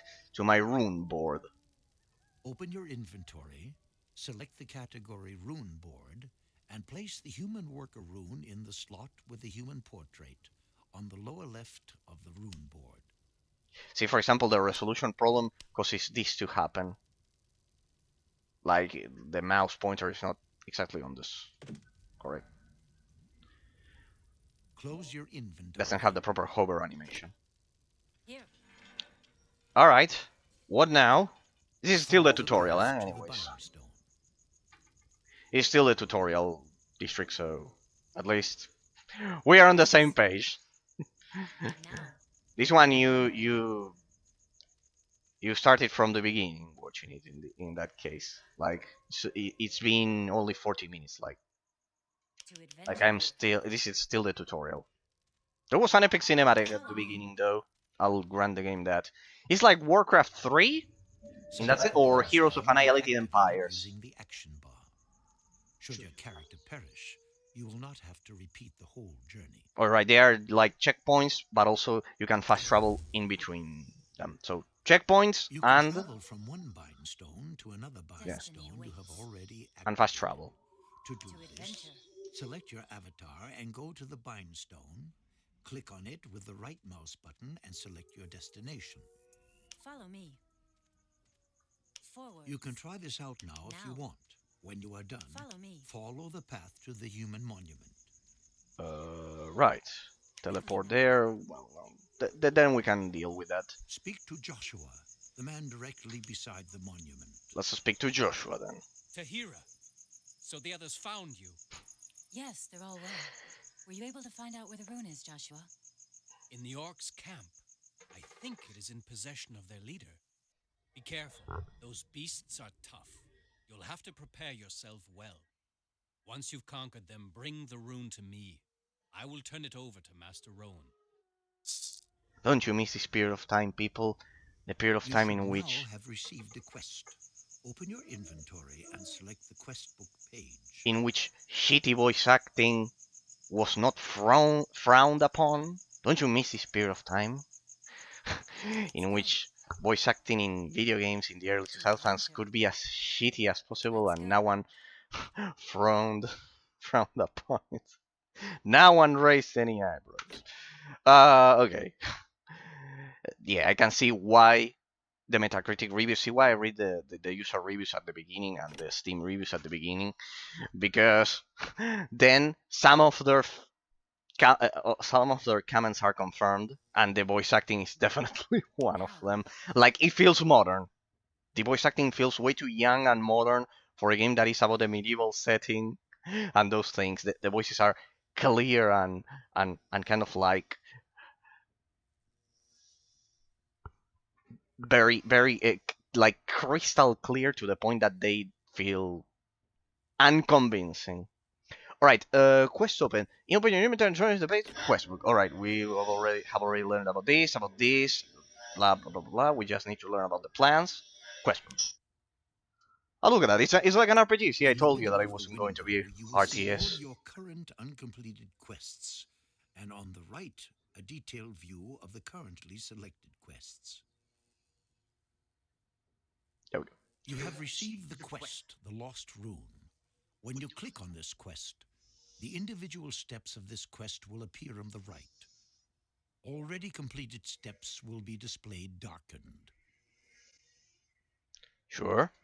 When you move the Description. mouse pointer Here. over one Here's of the these description. individual steps, a help window will additionally appear in the lower left in case you have forgotten something.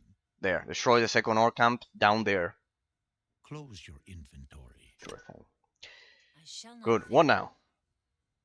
This is absolutely incredible Go that to you the can menu, transition between select two it, cameras. and click on the rune symbol in the action bar. On my Rune command. symbol in the action bar. What?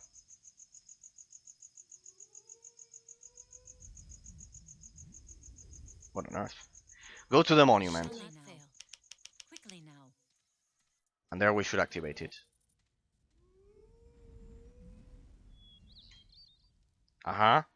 Activate the monument, upon which you may call for units at this monument.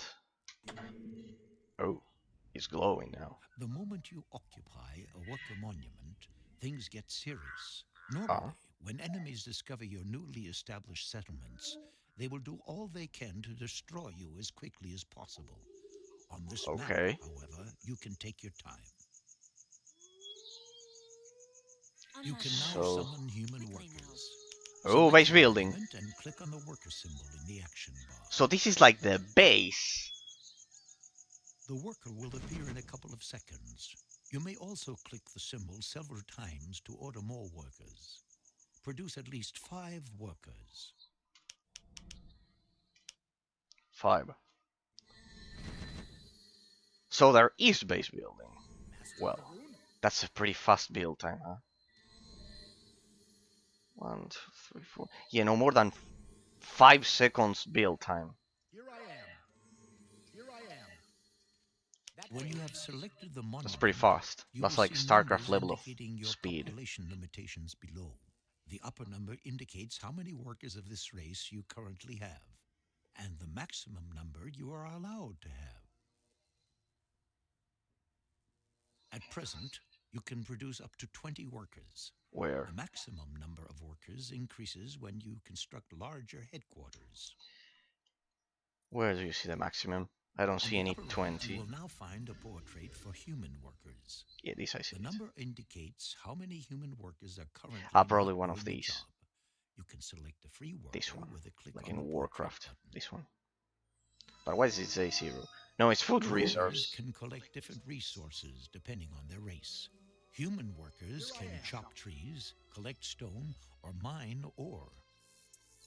Oh, it's gradually expanding. To Let's the see. left of the monument, you will find a stone quarry, and to the right, an ore deposit. The next forest is located to the west. Let's see. So, To have workers this is the base collect a building part resource, of it. select one or more workers and then click with the right mouse button directly Here. on a tree, a stone, or There, an ore people. deposit.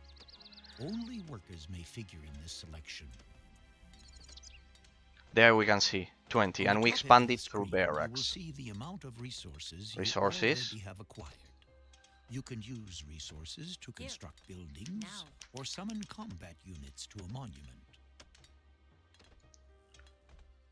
Select workers and send them with the right mouse button to chop down trees, collect stone, and mine ore until you have at least 50 units of each of these 3 basic resources.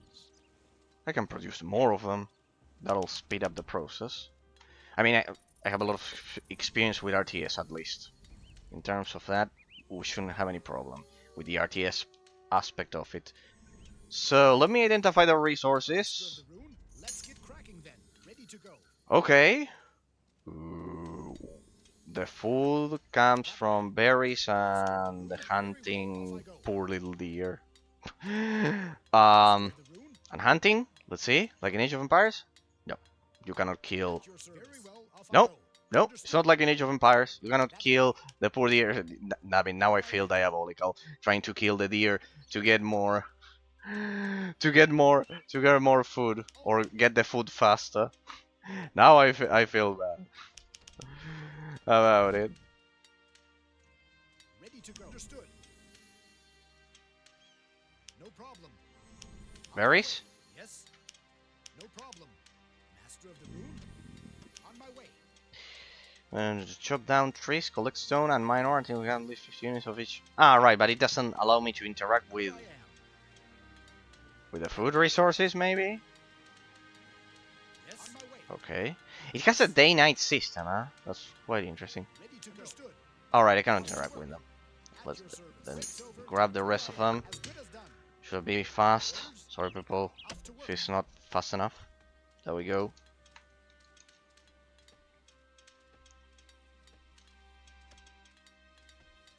If I can push it up to 20.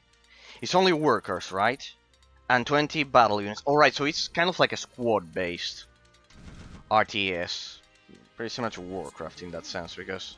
I'm on it. Alright, there we go. See how we quickly expand, though. Cracking then. Ready to go. Break's over. Time for work. Because if you can only... Here, you can only have 10 battle units and 20 workers, but you can still expand it. Question is how much you can expand it. That's the question. At your service. How much you can expand it. That's the thing. Good as done. Like... How much? Alright, we're at the limit. There we go. We're at the very limit. There we go.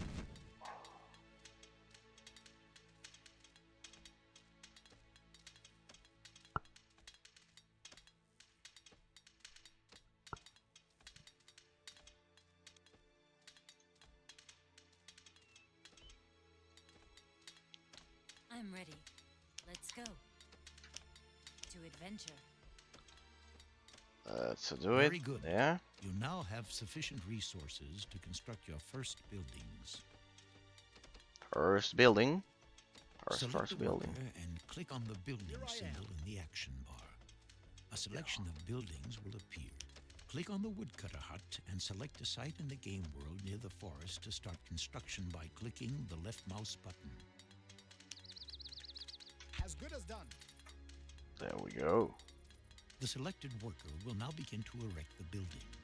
You can select additional workers and send them to the construction site with a right click, should you want construction to progress faster.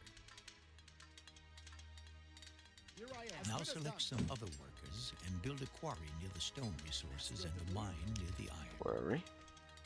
Oh, we have a lot of. Assign them to up to 5 warriors. Piece up gathering of a stone. Requires a stone in range. This stone, right? Yeah, it does look like it. As good as done. Yep. Alright, so the game does have a sense of area. Like. Ah, damn it.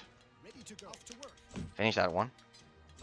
Alright, I should have gone for that one. No, burn it.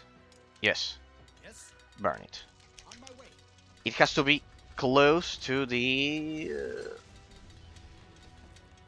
resource range. There we go. They need to be physically close to them.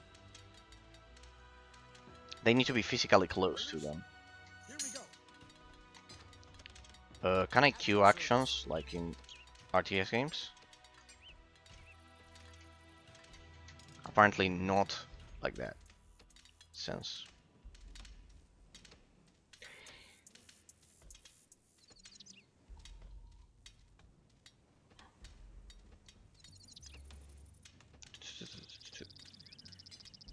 I'm ready. Your orders? As good as done. There we go. So you cannot queue constructions apparently.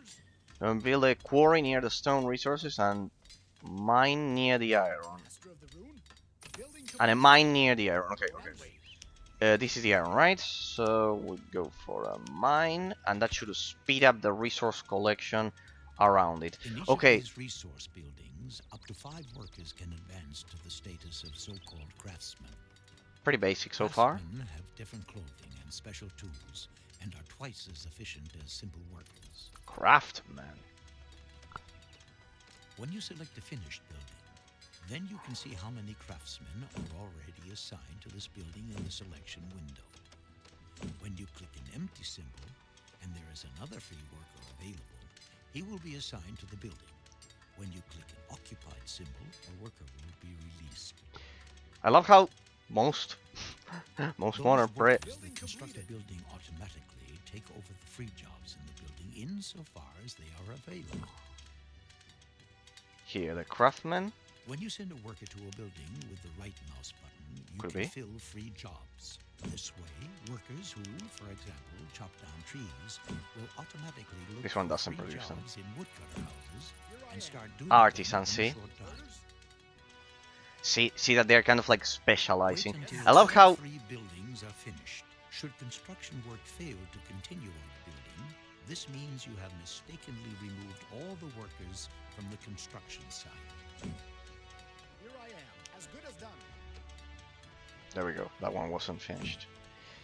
I love how modern games Building completed. or when players I Now I your love how resources should Wait. increase much faster. Keep an eye on the individual stocks and, if necessary, assign your workers to other jobs. all right, no problem. I love how In order to recruit a larger army, you will need food. Humans are very flexible and are able to catch fish, hunt or breed animals, and grow grain. we definitely are. We definitely are. In the We area definitely are. surrounding your base, you will find a number of animals. Build a hunting lodge to gather food. Yeah, I get the Additionally, point. I get the construct a point. small headquarters so that Ready you to will go. have up to 30 workers at your disposal. Here I am. I love how modern, a huge portion of a modern audience wouldn't have the patience to even withstand a tutorial like this nowadays. I don't know if you stop to think about that, people. Like, I love how old school games reflect the fact that paying attention and at least some patience required. It's not that it's making us read a 500-page book just to learn how to play the game. I love how most of these tutorials it'll sound as a joke, but nowadays doing a tutorial this long, like 40 minutes, it would be unacceptable. But not because of the developers' intent, not because of the wishes. The investors of the game company would probably ban any game dev from doing a tutorial this long, or an abstract complexity of the gameplay mechanics like this. Because they would say that the attention span the potential attention span of the player base kind of like wouldn't keep up with it. Like, it's absolutely terrible if you think about it. Hey, we will have another row. If you think about it, like hunting lodge. Here we go. Now we can gather food. Like, it's absolutely sad if you think about it. Like, the investors will probably assume that the game is way too complex to be commercially successful. In that sense, for me, it's sad. That is sad.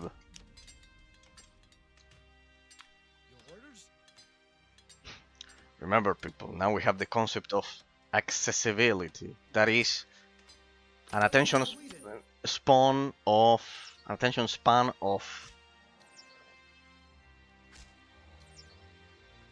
basically an Instagram reel, was it?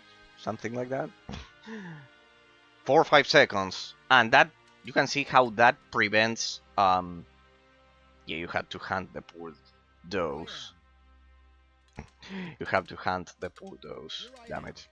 Now I truly feel bad. No matter. No matter. It's like Age of Empires. It was predictable. Still, they're cute.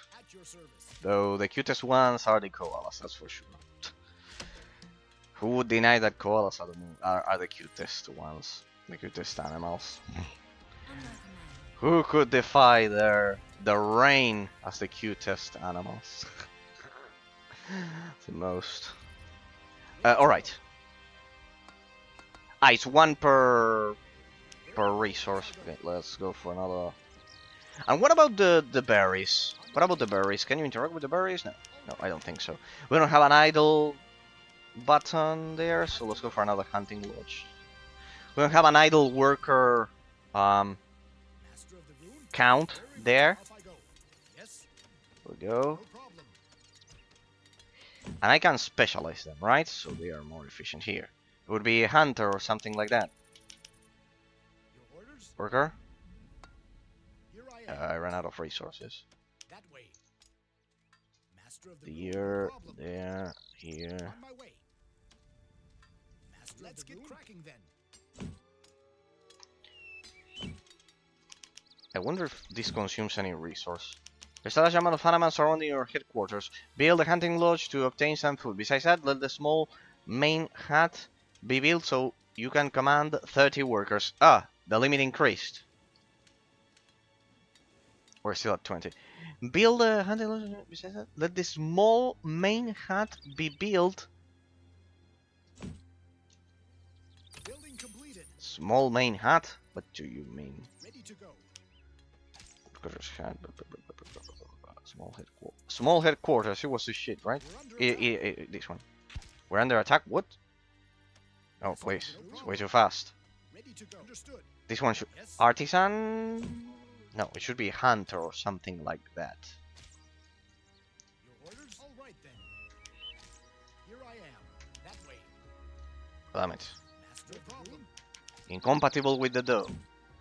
What the? Why are they not gathering the resources? Understood. At your service. Let's Interesting. See why it's always important to play the tutorial. Off I go. Very well, off I go. There?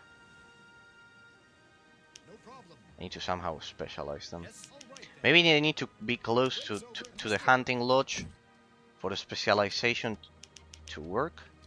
Here I am. This artisan. Here I am. As good as done. Yeah, it has to. You need to. Okay, wait. I'm stupid. Sorry. It's over. Time for work. You need to. Well, it's a subtle detail, but you need to. Ready to go. You need to click only once. It's very sensitive. On my way. Or not. Where is it? This one. Yeah, there he is. You'll see. Ready to go. This one should be able to hunt. No, worker. It goes back to worker. That way. Off to work. Damn it. Shit.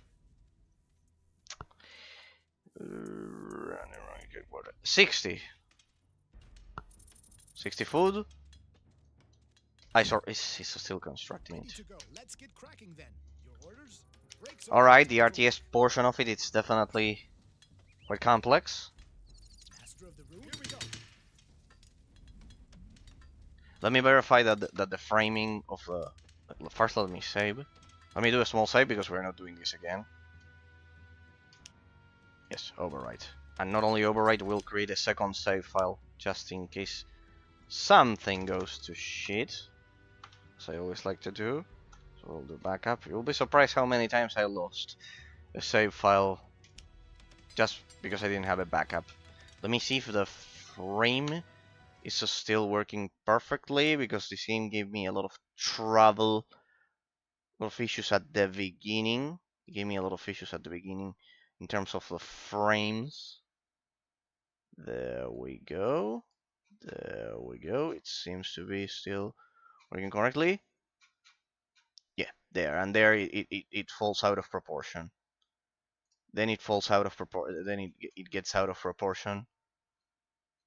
It gets out of proportion. No matter. Right, it gets out of proportion. Good. There we go. Good. It gets out of proportion, but well, the game does work perfectly in that sense. Good. Good, good, good. Amazing. Sublime. Good. Absolutely perfect. Good. Do this. There we go. Perfect. Alright. It seems to be capturing it smoothly. I love it when things work perfectly. Don't you love when things go smoothly, people? Don't you love it?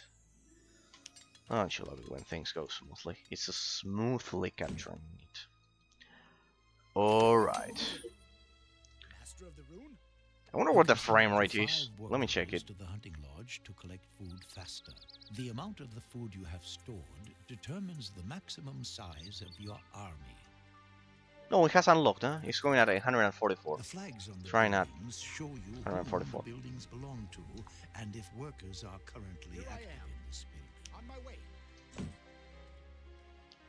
If you look carefully, you will see that the lake behind the human monument is full of fish. There are also some berry bushes on the bank of the lake. But Yes. these serve exclusively as food for elves. Shit. We are not. Now Alright. you should do something to defend your settlement. Build 2 towers in the area around the stone slabs, as enemies might come from this direction. Around the stone slabs.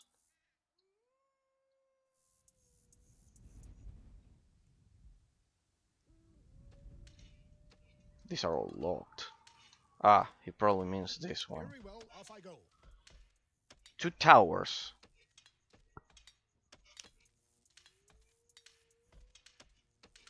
Tower? Food store, no. Crossbow tower. As good as done. What about here? So, Rune. berry bushes and fish are only for elves, right? Understood. Yep, that's why I can't interact with them.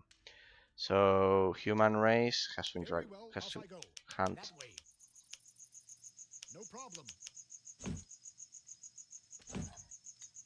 Woodcutter's hat.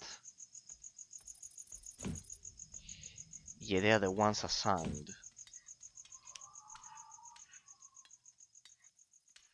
Yes, I'm on it. That way. Here we go. At your service. Let's get cracking then. Could it be that it just increases as I assign them, and it just indicates how many of them are working there? Yes. Master of the Rune. There's not a single guy. All right then. Very well, off I go. Your orders? Your orders? Off to work. Here? There we go, right, you have to click it. Sorry. Now I feel stupid. Now I feel completely stupid. All right, Here. You. ready to go. Let's get cracking then. Alright, you have to assign them. Alright, you have to assign them to the building, and then they automatically gather the resources. It's the other way around. Okay. Okay, it's the other way. The other way around. Indeed, it's the other way around. Okay, Master of the rune? so technically, what is Yes. okay?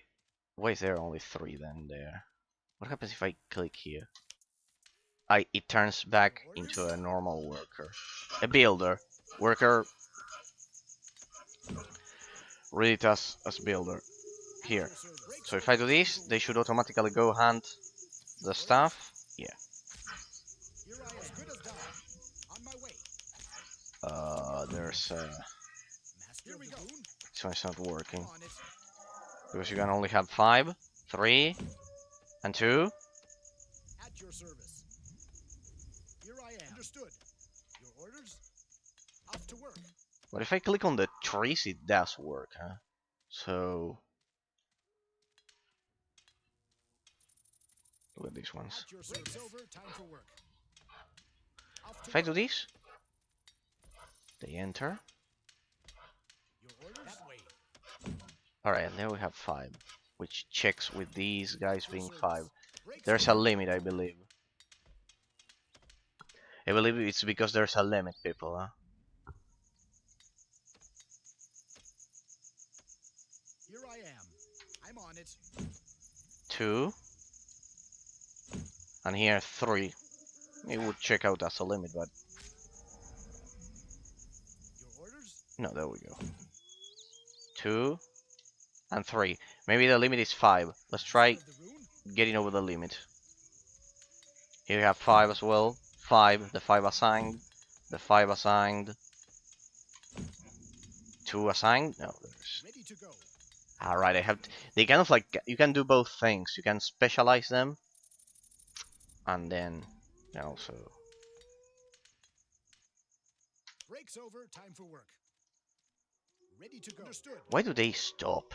Breaks over. Time for work. Here I am. Your orders to work. Like here. Here we go. No This problem. guy, for example, doesn't interact Yes? with it. All right then. Master of the rune? All right then. Now this is getting interesting. This is definitely getting interesting. So you wanted me to go for a second tower, right? To progress. Shit, no. Master of the rune? I wanted you to go for small headquarters, so we can increase. You cannot miss the building placement, though. Here we go. Second tower.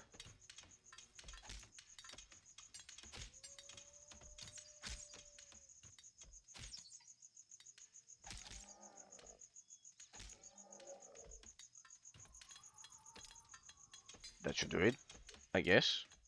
Quite interesting.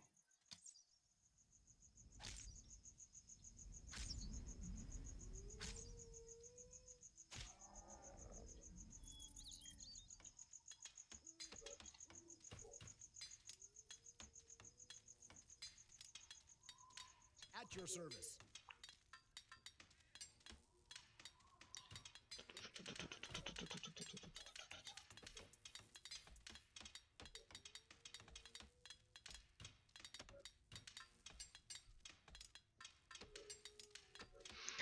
So I believe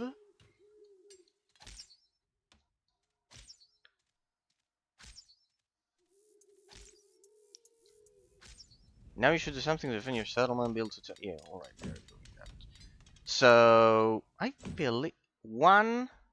Here I am. Why do they stop? Off I go. I'm on it. Why do they stop hunting?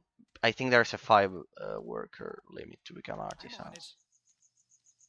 Oh well, whatever. What about you try this one? At your service. Ah no, there it worked. Building completed. Your orders?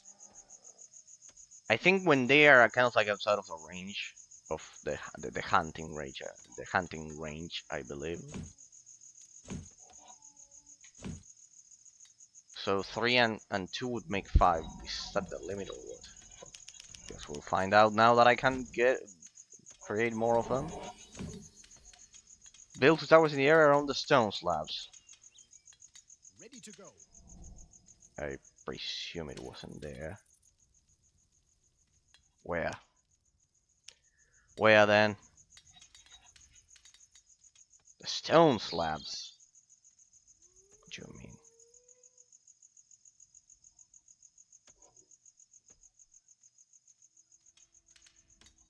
Building completed. I presume he means over there. I'm on it. I presume the game means over there. Let me see if we can. Let me test if we can override the. Well, override the limit. I want to see if it's per building limit or what. I assign one more. There, that one worked. Yeah, that one worked. All right. So here, what about this one? 4. It's correct because I assigned 2 more, and we had 2. Let's see. Let's see. And the other 2 woodcutters. Oh yeah, it did work. We have 4 and 5. Good. Construct barracks. Do we have barracks or some shit like that to produce units? The unit limit will increase to 15. What? They are instant. Let me see. It should be at 20. Yeah, they are 20. Look at that. From 10 to 15 and from 15 to 20. Look at that. Look at that. At your service. Very, very good. Let's slowly try the game. Yeah. There we go. What is weird is that when you double click, I don't select all of the buildings when I double click. That's weird for an RTS in that sense. It's very weird for an RTS in that sense. So far, pretty standard RTS, very basic. But we'll see how the RPG mechanics. Stone slabs? Maybe it's not that tower. Where? What does he mean, the stone slabs?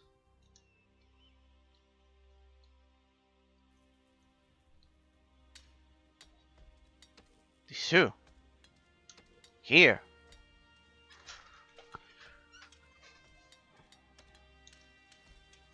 Hang on a second, people. Hang on a second because I feel stupid now. I mean... here. At least I see an enemy there. Yeah, he says... I love it. The game says stone slabs, but which one? Because there were kind of like 5 of them. Like, these are also the stone slabs. I presumed they were these ones because they were the only ones with the gate open. But now I see the enemy over there. First, fist, thug. All right, come over here. And we also move the units there because it's pretty evident we'll be attacked from that direction. Can I queue another one after you are done? No. The game doesn't feature queuing. At least not with shift, as far as I can tell. At least not with shift.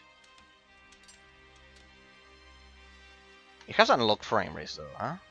What are you doing? Follow me.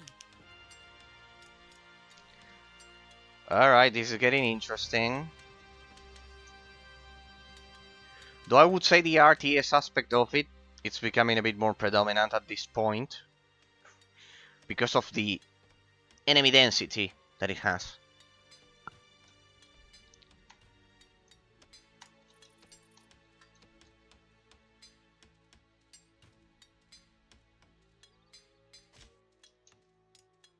Because of the enemy density that it has.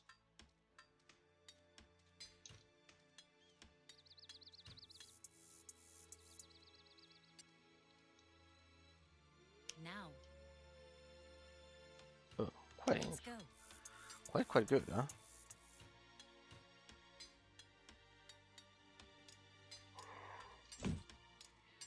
So buildings do take some time to... Do we have any... This one is still working here? Here I am. Alright, I need to be careful. Some buildings take a lot of time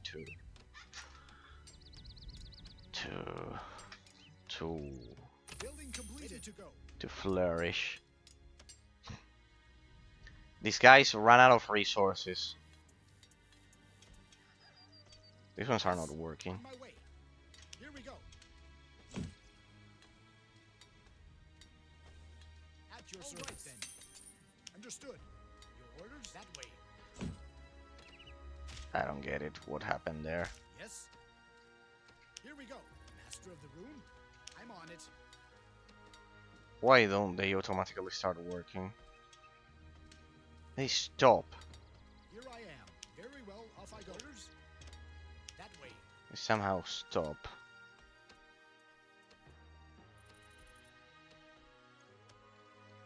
Ready to go. I'm on it. All right. Get over here. I want to finish this tutorial. Then we'll... otherwise we are stuck, because then we won't do it as we... Yes. All right then. Here we go. Then we won't... Ah? They disappeared. Oh no, they are over there. Because then we won't... We'll learn as we go. Here I am. Why do they Off I stop? go. I'm on it. Your orders. It's as if they don't take the order of Master of the room. gathering stone. I'm on it. There I can see 5. I only see that guy using the pickaxe Your there, orders. mining. Yes. These ones run out of animals. That's understandable, I guess. I don't like this. There's 3 of them. They're kind of like stuck. Could it be something like that? Well, I don't know. Yes. Build 2 towers in the air around the stones. What the? I already did that. Breaks over. Time for work. Ah, maybe it's all of them, huh? Maybe it's all of the stone slabs. Is this a joke? Yep, definitely there as well. Very well. Off I go. Definitely there as well. All of the stone slabs. They meant all of the stone slabs. At your service. Finish that shit. Then come over here. No, you cannot queue actions with shift. I don't know if there's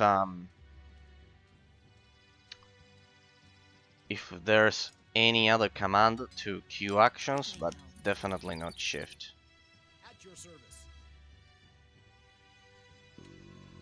Let me Very well. Off I go. speed up this process, people, so it's not so tedious for you. Oh, we have another one. Breaks over. Time for work. Some goblins are attacking There we the go. settlement. Where? You'll soon hear an alarm signal and see a red symbol on the overhead Finally, there. indicating the site's I love it. They attack right. Yeah, I think everyone heard that shit. Right. They attack exactly the one in which I haven't built anything. Alright, alright.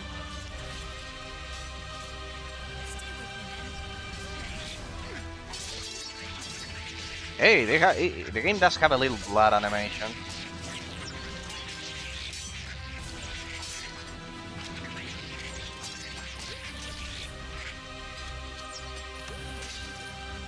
Alright. Look at that, workers can at least defend themselves. You help. There. Good. Easy. Excellent. The attack has been thwarted. By the way, By the whenever way, you hear an alarm signal, you can use the space bar to immediately switch to the site of the action. immediately switch. Follow me. If your towers are damaged, you can have them repaired. Master of Select the one room. or more workers for the On my job way. and click with the right mouse button on the damaged structure. Heal that guy, he's I'm saying. ready. You can not only summon adventure. workers at a human monument, but also Let's go. human warriors and mages. How do I repair? Single warriors summoned at the human monument will not be as strong as your avatar or your hero. With sufficient resources, however, you can produce whole armies. Okay. Now it is time to build an army. Firstly, you will need to construct a forge. It's getting deeper and deeper. All right then. Very well, off I go. That way. How do we repair the building? Yes. On my way. It just said right click or what? Or whatever. Forge, I have one here. No, smelting works. No. Orders? Forge. There we go. Ready to go.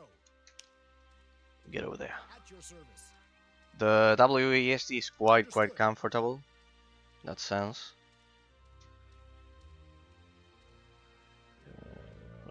Monuments. How do you repair the shit? On my way. Master of the room? Extract.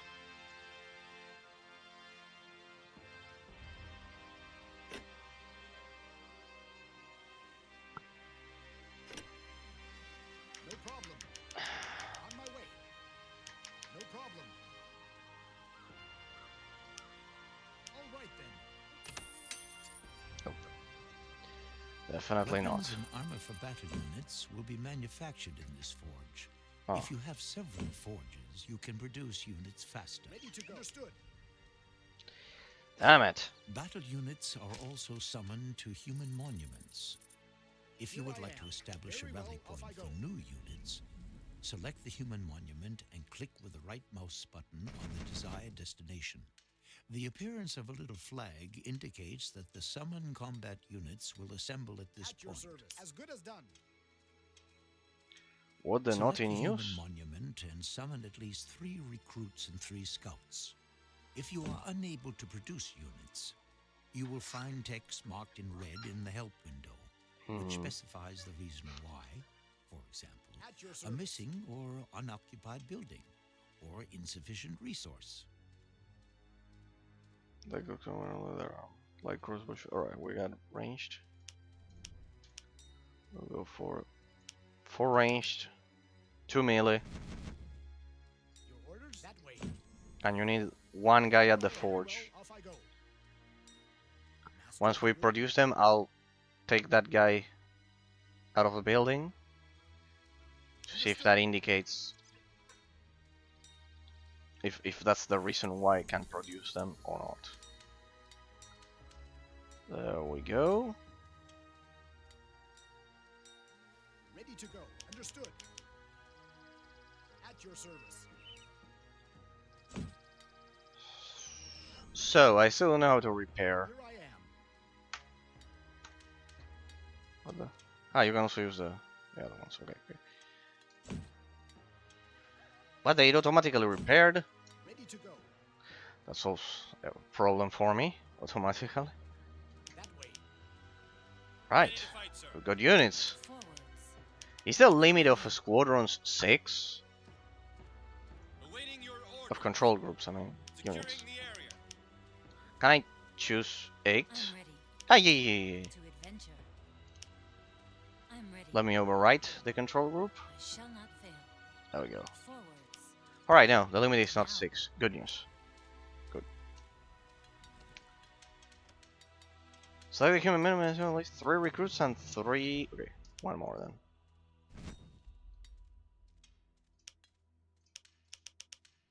There we go. So the main base produces the units. Alright. The orcs have their own scouts always on the lookouts for enemies. All right then. Okay. If one of these scouts discovers your settlement work. or your warriors, Okay. he will return to his Yes. headquarters and sound the alarm. Yes. Follow me.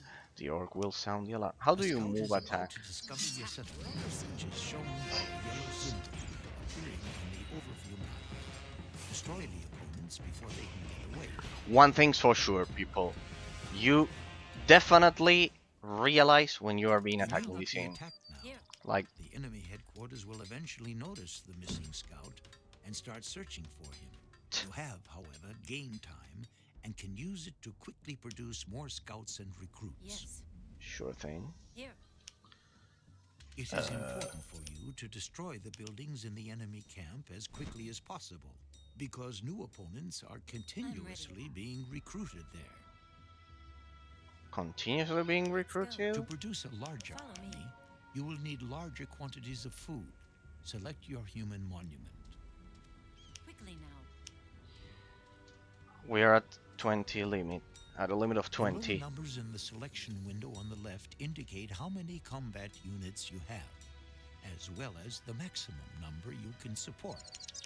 The current maximum is 10. Wood.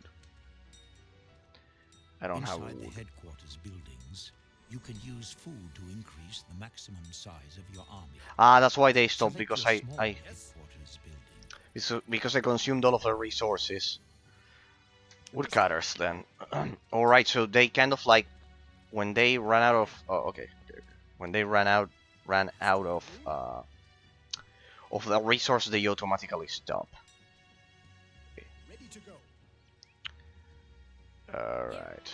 To adventure. We're getting there, people. Okay. Your orders? So you'll construct another woodcutter. I need to be careful not to run out of wood completely, because otherwise you're gonna create the woodcutters. A new woodcutters camp. I know, but anyways, I'm gonna place it here. So just Break's over. Time for work. Let's get cracking then. Follow me, men. what are you doing? You also construct Yes. stuff? No. Wait. At your service. I meant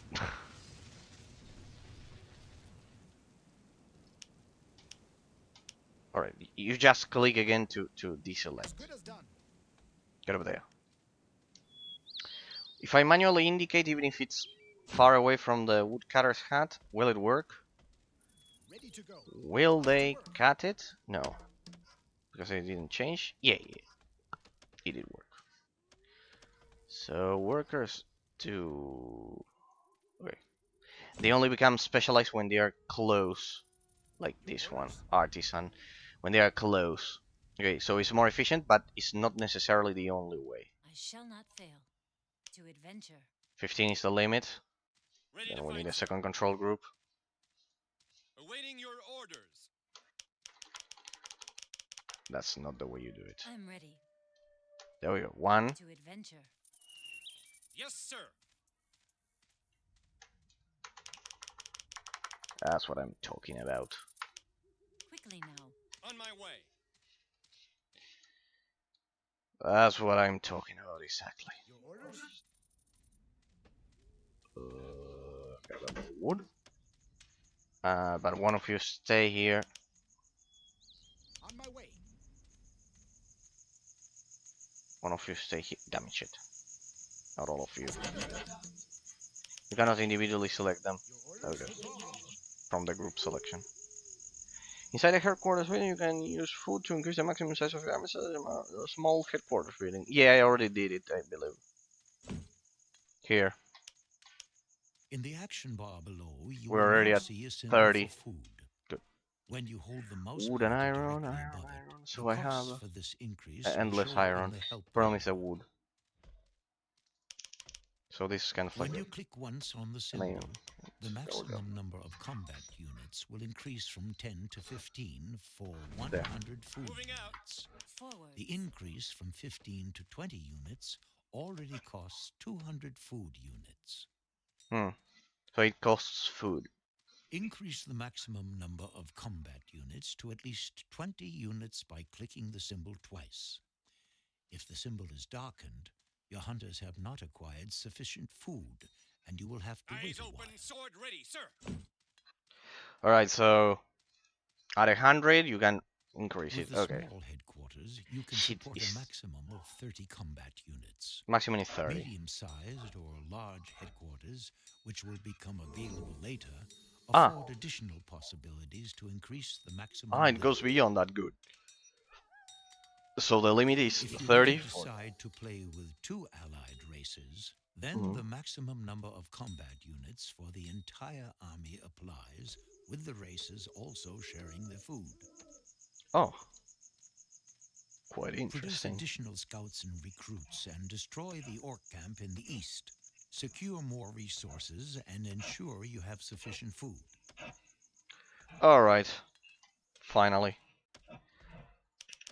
I mean, I have an endless production of these recruits. How good they are in battle, but yeah, they are like the main warrior unit, basically, so far. Okay, okay. Sir! Yes, sir! Ready to fight, sir. What the 16? Understood. 16. Sir! Yes, sir! I'm ready. Forwards. Alright. There's no need. You can select all of them. Now. The pathfinding seems good enough. Let me cancel. Let me just save. This was a pretty long tutorial. So the village to the east. So this one. I presume it's this one. There is no move attack command. There should be. So when I engage, they're actually a bit more efficient, but still. Alright, with small headquarters, we can muster up to 30 of them. Now. Yeah, you can see how it starts as an RPG and it ends up as an RTS. Pretty much. To adventure. Pretty much.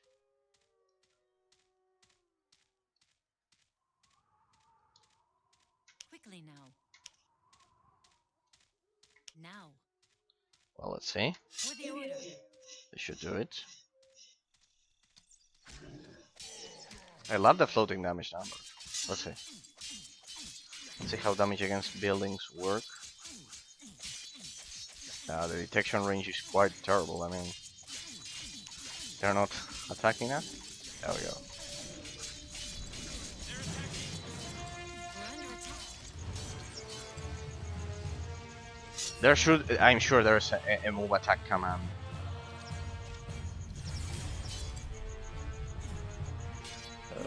Huh? Stand by. Question is which one? Ready for executing? They don't automatically attack buildings or what? Understood.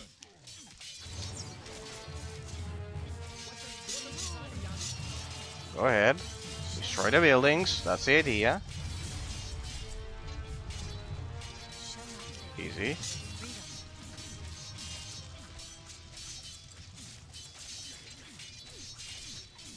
For our needs. Attack the building, please. Ready to fight, sir. A bit sloppy, but I've seen worse. That's for sure. Ah, that one's still alive. Questbook has You been cannot updated. search corpses or chests when enemies are near. Sure. Follow me. There is a chest in the orc camp.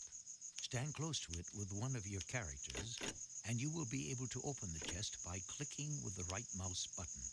Take possession of both plans. Plans.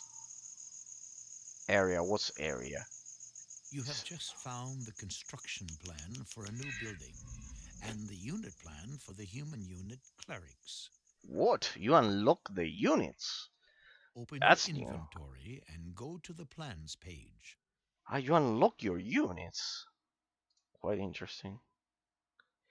Here you have an overview of which building and unit plans you have for all 6 races. 6 On races. the right-hand side in the window, you can select the race. Select humans. Place the unit plan in a free space among the units in the lower line. Cleric. Temple of Light. You can now produce this unit at your human monument, provided you have the required buildings and sufficient resources. Place the building plan in an empty slot on the line of building icons. The first line may be full, so you might have to press the right arrow. Yeah. Thank you, I'm not stupid. Original was better. Look at that. Now your workers are able to construct the Temple of Light. close your inventory. These are the races, people. Okay, so wow. What's the difference between the area shrine and the Temple of Light? If you Here, want to summon human units with magic powers, you will need Aria, a magic liquid. Yes? magic Near the liquid. Orc camp, you will find an Aria spring. Yep. Definitely can see it. Simple workers are not able to collect Aria. You will need a special building for that purpose. Oh. Put I up mean- an Aria shrine near the Aria spring and the Temple of Light in your main settlement. That's working. To select this building, you must click on the pointer on the right of the building selection. Alright, it's getting complex and complex. I love that.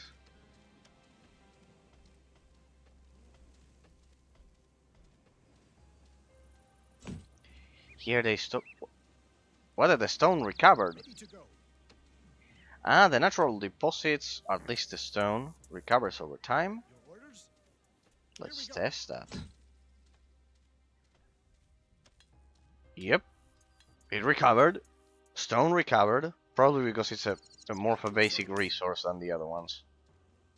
Probably. Look at that. The deers also. Your orders? That The way. deers, those Master of the also recovered. Look at that. Quite No problem. interesting. This one I already looted it, right? It just remains in the environment, pretty much.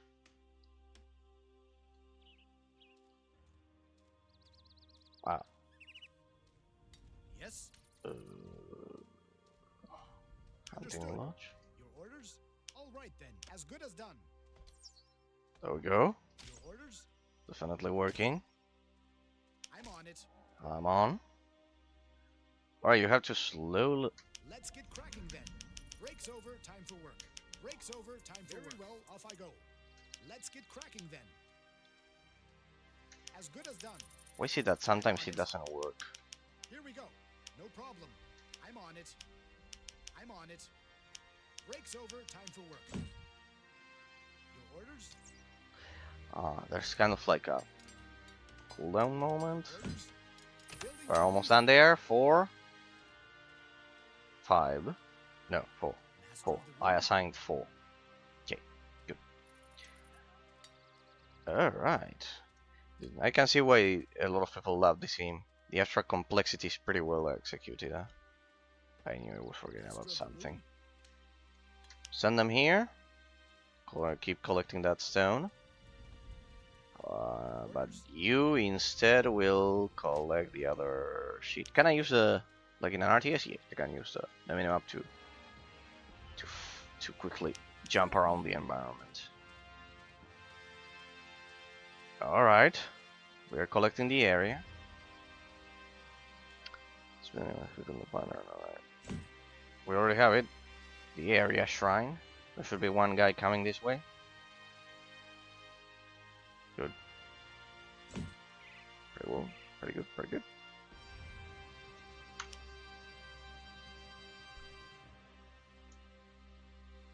Alright.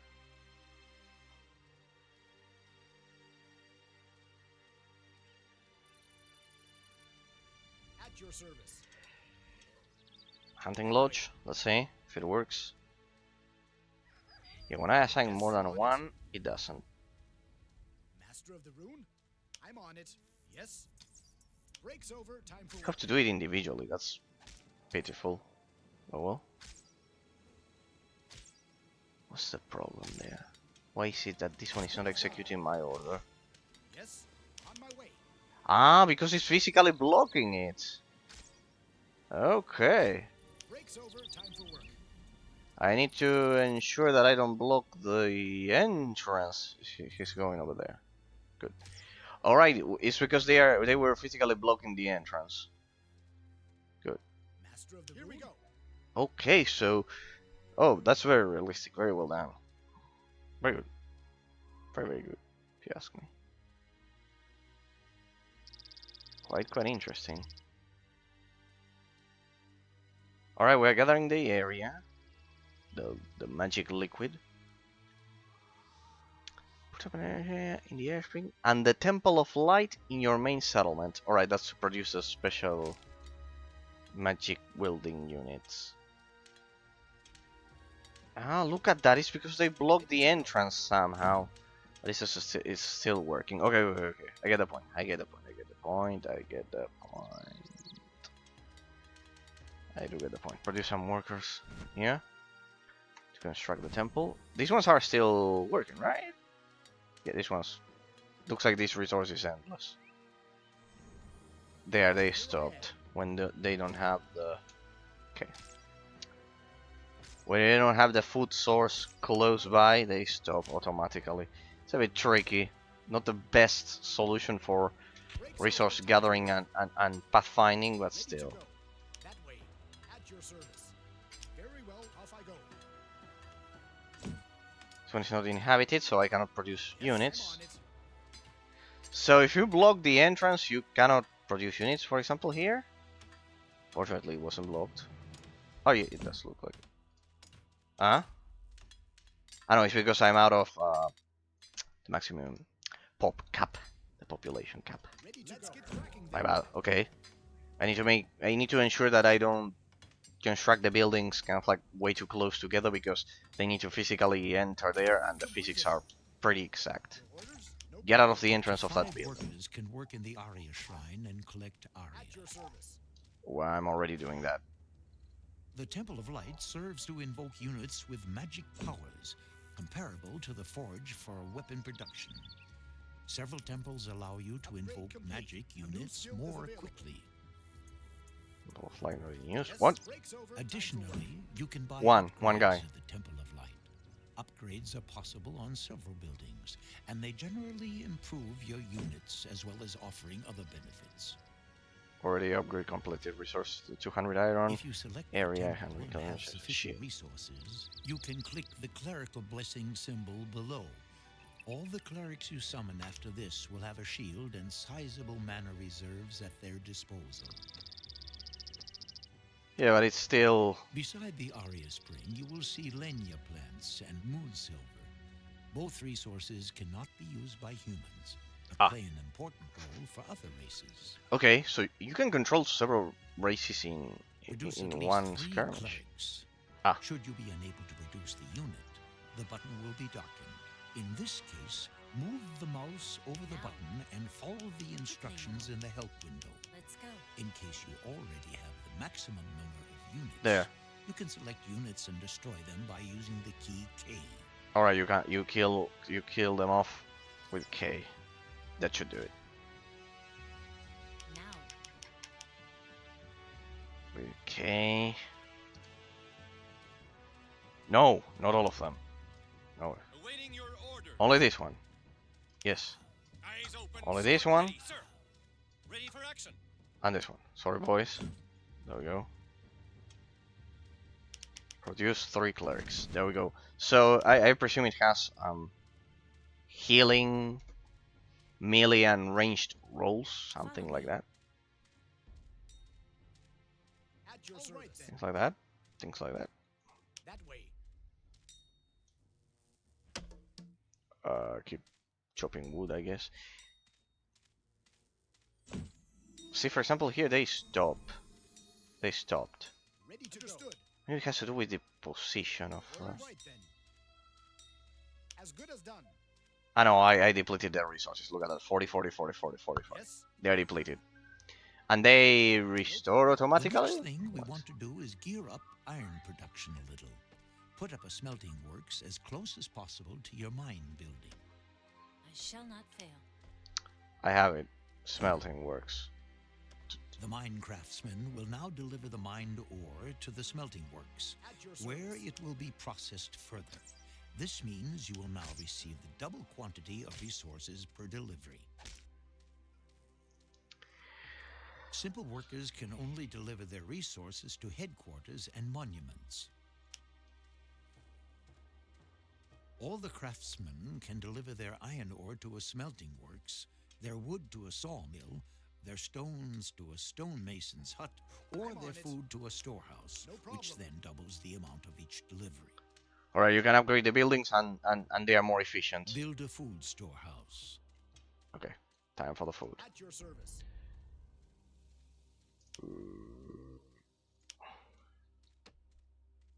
I'm on it. Yeah, they are like the upgraded versions of the original buildings.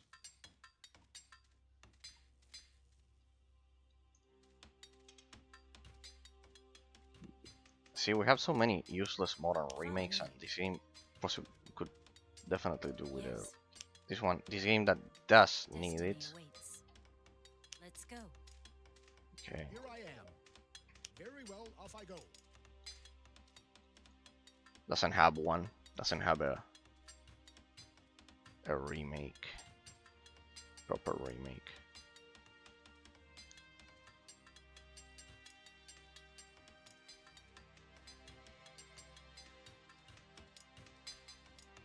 Building completed.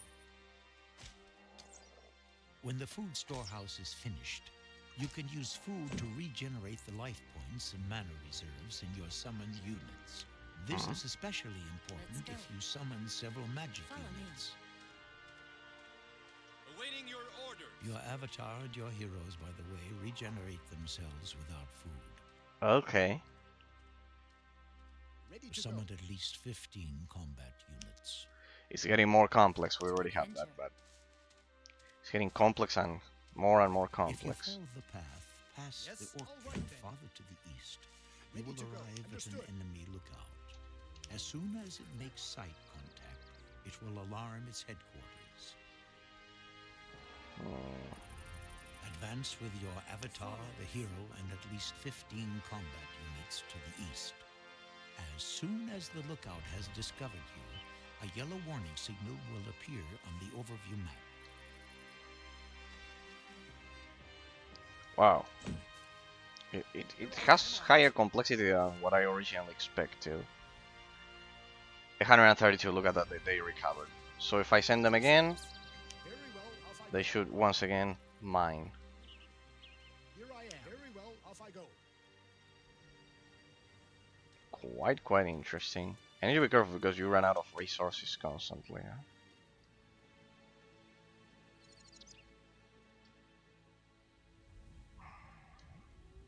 Wow. Sorry people that the whole stream is about the tutorial. Huh? It's almost 3 hours and we are still in the tutorial. Shit.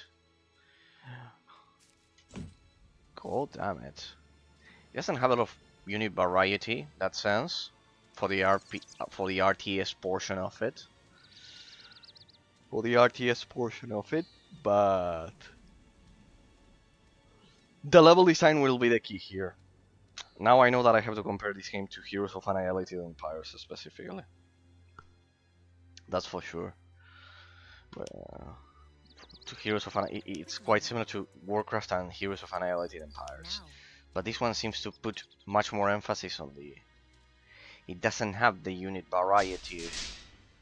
Okay. What was The that? orcs have been alerted to your presence and will send out an assault wave to confront you. Destroy the orcs and their camp. Seems to be simple enough. Let me save in case the game decides to crash or any tragedy happens. Quite interesting. They're going to sound the alarm or what? Ah, look at that. The clerics are automatically healing. Yeah, that feels like an RTS. Quite versatile. The camera is working smoothly. There's one more orc there. I don't think they can stop me by now. Like, I went a bit overboard.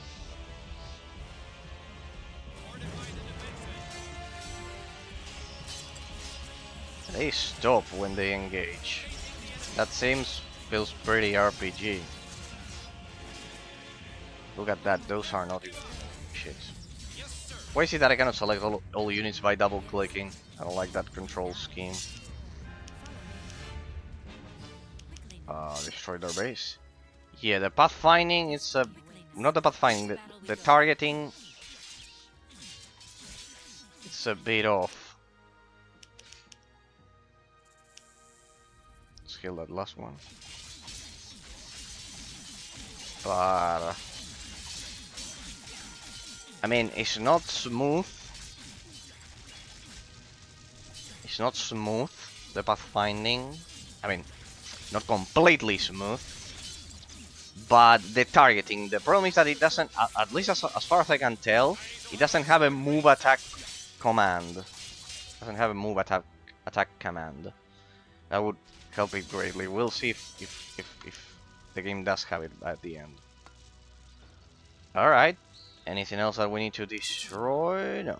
Quest book has been updated. Congratulations. If you now look in your quest book, you will see that you have now solved the 2 previously open steps. The leader Indeed. of the orcs was carrying the rune. Loot the corpse and take the rune back. if not already done so. Indeed. That is the idea. Follow me. That's the idea. Let me loot the stuff. Let me loot the stuff. Eyes open, sword ready, sir. Now. Let me loot the rune there. Ah, there we go. Already in inventory. There we go. Now We just need to go back to... at the human monument and talk to him. Indeed. That's as I thought. Is there a way to reset the camera? I think if I just do this and this... No. Alright. I think we have it. Yeah. I need to remember not to rotate the camera a lot, Follow me. so I don't get lost. Alright, we pretty much covered everything. It was a pretty long tutorial, almost 3 hours of learning mechanics. No, well, not 3 hours. 2 hours mostly. And the first ones were just about moving. But yeah, pretty good abstract complexity of the gameplay mechanics as the first impression. A balanced amalgamation of RPG and RTS in that sense. Now. And well, the targeting could be better. The biggest gripe, the biggest flaw that I would mention is the targeting. It needs to have a move attack command. Like that's RTS 101. The RPG portion of it, it's quite complex. I mean, you have full-fledged inventory, you have the summoning stuff, the spell book to learn spells, to summon the units, everything. It's quite complex. Quite complex in that sense. The RTS part of it seems to be a bit lighter because I only see 3 types of unit, basically tanks, DPS and healers so far. And the other thing that worries me is the fact that they stop working when the entrance to the building is obstructed or something like that.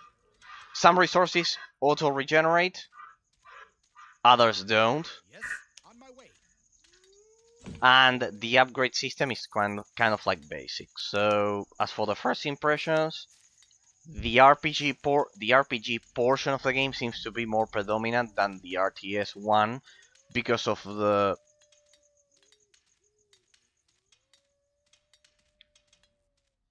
straightforward unit variety.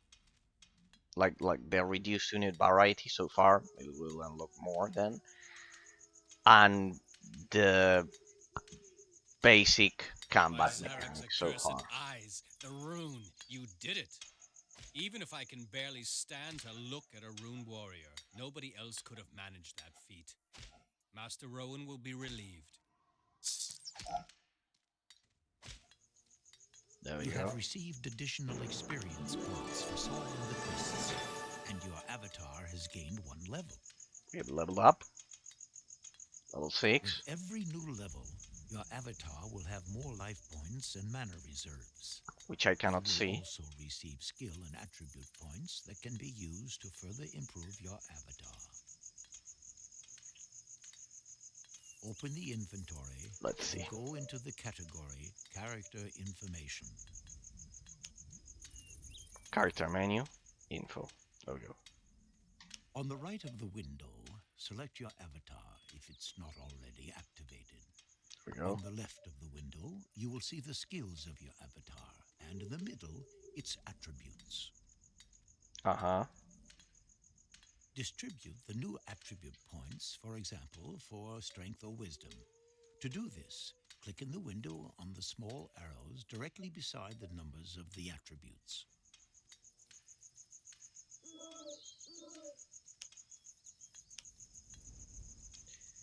Minimum. This is for minimum 50 points. Pretty much.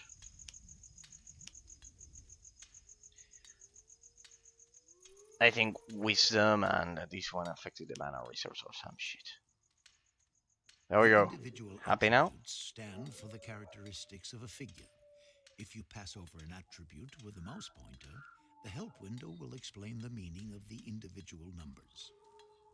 The meaning? Yeah, Now base and distribute care. the new skill points. Click on New Skills and select Light Combat. Distribute the Abilities. second point wherever you like by clicking on one of the small arrows beside the skill.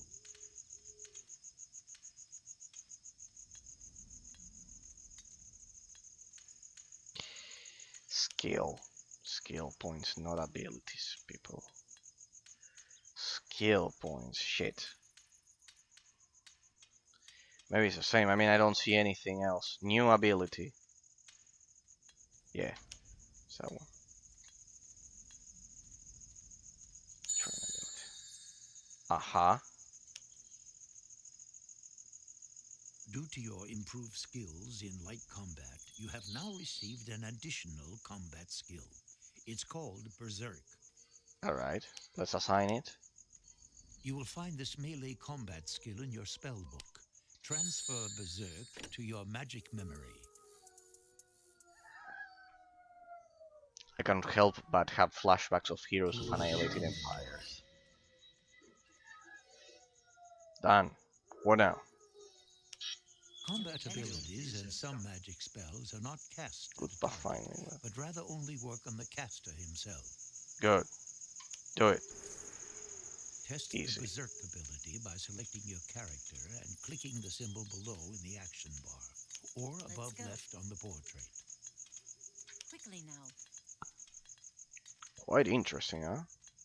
When you trigger It's the like Heroes of Berserk Annihilated ability, Empires. your avatar causes an enormous damage to the enemy for a short period of time. Yeah, it's This like can be very helpful in an emergency situation, although you cannot apply this attack again until after a few minutes. it's like Heroes of Annihilated Empires, pretty much, in that sense. Now speak to Joshua again.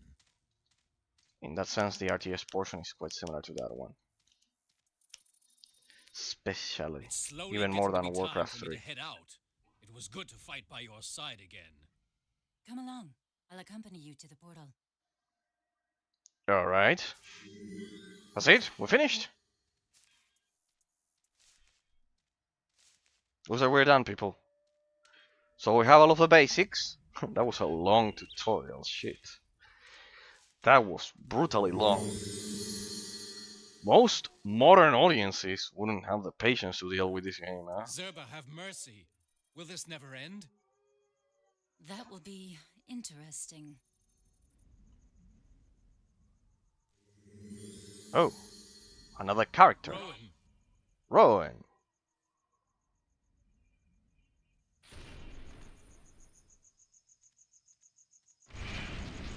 That is copied out straight up from Warcraft 3, from Jaina from Warcraft 3. God damn it. It's the Blizzard. Master Rowan. 1 moment later, and we would have been lost.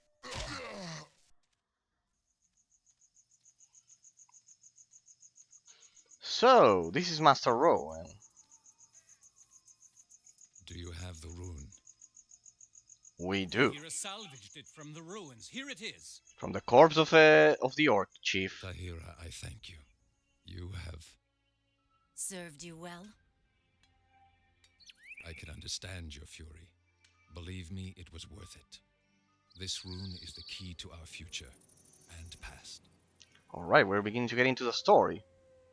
But I don't want to bother you any longer. Live in peace, Tahira. We will not meet again. Okay.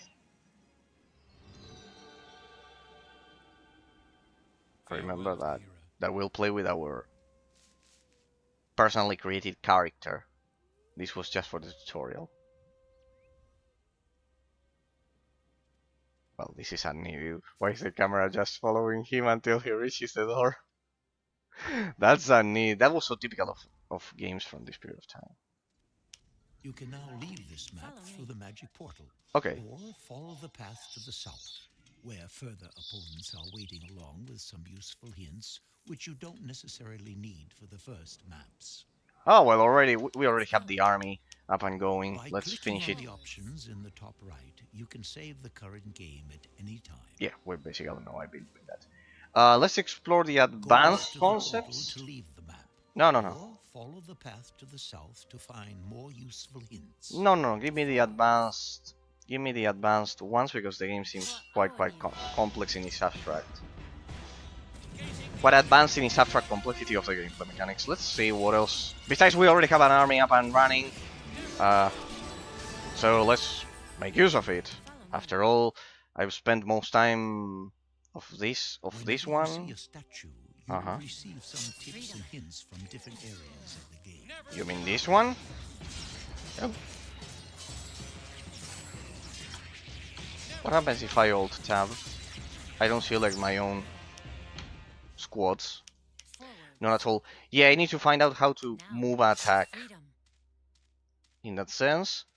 And let me activate Berserk, see how it works. When you would like to rotate the group before pressing, press and hold Control. Use the delete and stop buttons. Interesting. Building to the left or to the right. Keep going, keep telling me the secrets of the game. We'll have plenty of time to not learn and just play it.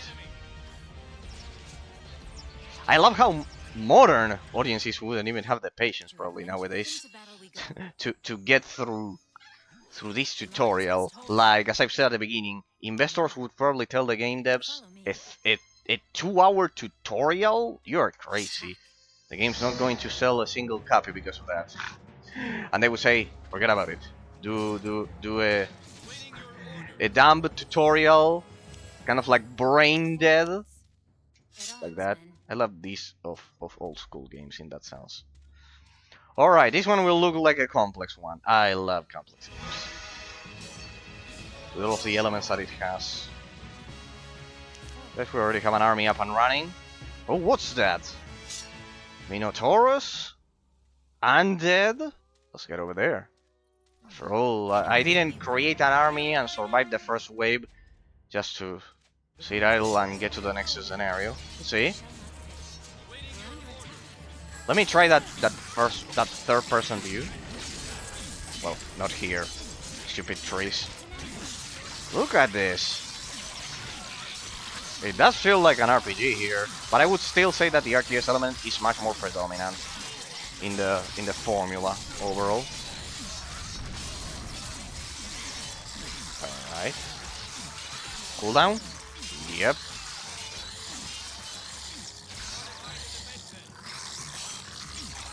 And if we do this, we go back to the normal way.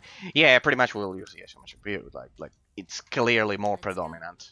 The RTS element is more predominant in that sense. So quite similar to Heroes of Annihilated Empires. That one. So the defining element of the analysis will definitely be the level design in this case. You Yeah. can click on individual units or unit types in the selection window at the bottom left, To adventure. and thus double select them. Like this. If you now give further orders, such as sending the unit elsewhere, then this command will only apply to the double selected units. Alright. When I do that, This then method is highly convenient if, should be only for 3 instance, clerics. you want to remove specific units from combat or heal wounded units very quickly with Alright. click and fight. Quite useful to know. I wouldn't have skipped that during the tutorial phase. Even for the impatient players, At arms, men. because that is crucial to kind of like organize it. If you think about it, You will find especially with a that tank DPS healer combo. when you click the left mouse button, You can quickly select your monuments one after another and produce units without moving. What do you mean, this one? When you click on monument symbol with the right mouse button, Ooh. then view will focus on the monuments one after another. Oh, you mean this one? No, this one. It's this one. Ah, yeah, look at that. I can produce my units from there. So if I right-click, the rally point should be set here. Yeah, pretty good. Alright. Okay, good to know. That'll make production faster. It's not necessarily needed, but still useful. So if I do this, I can just select my hero and activate the fireball. Alright, APM is... Alright, and since I just had the hero selected, only she moved there. Okay. Quite interesting. So high abstract complexity. I don't like that I don't have a move attack command so far, and the RTS portion seems to be a bit more predominant in that sense so far as a brief summary of the first impressions. Pretty amazing soundtrack. The voice acting. I will have to agree with the user reviews over at Metacritic and Steam that it is quite weird. I think they made it modern more than anything, and that is unconvincing. These effects cannot be specifically cast. They unleash their power in combat at random time intervals. Interesting. Show me an example. A number of different effects are possible. For example, there are weapons with an additional fire effect, or others which take life points away from the enemy and add them to the order. Okay, so there are special weapons with special effects that we have not stumbled upon yet. We'll see. It focuses around the hero, for example. But I can still individually select them. Let's go, fireball.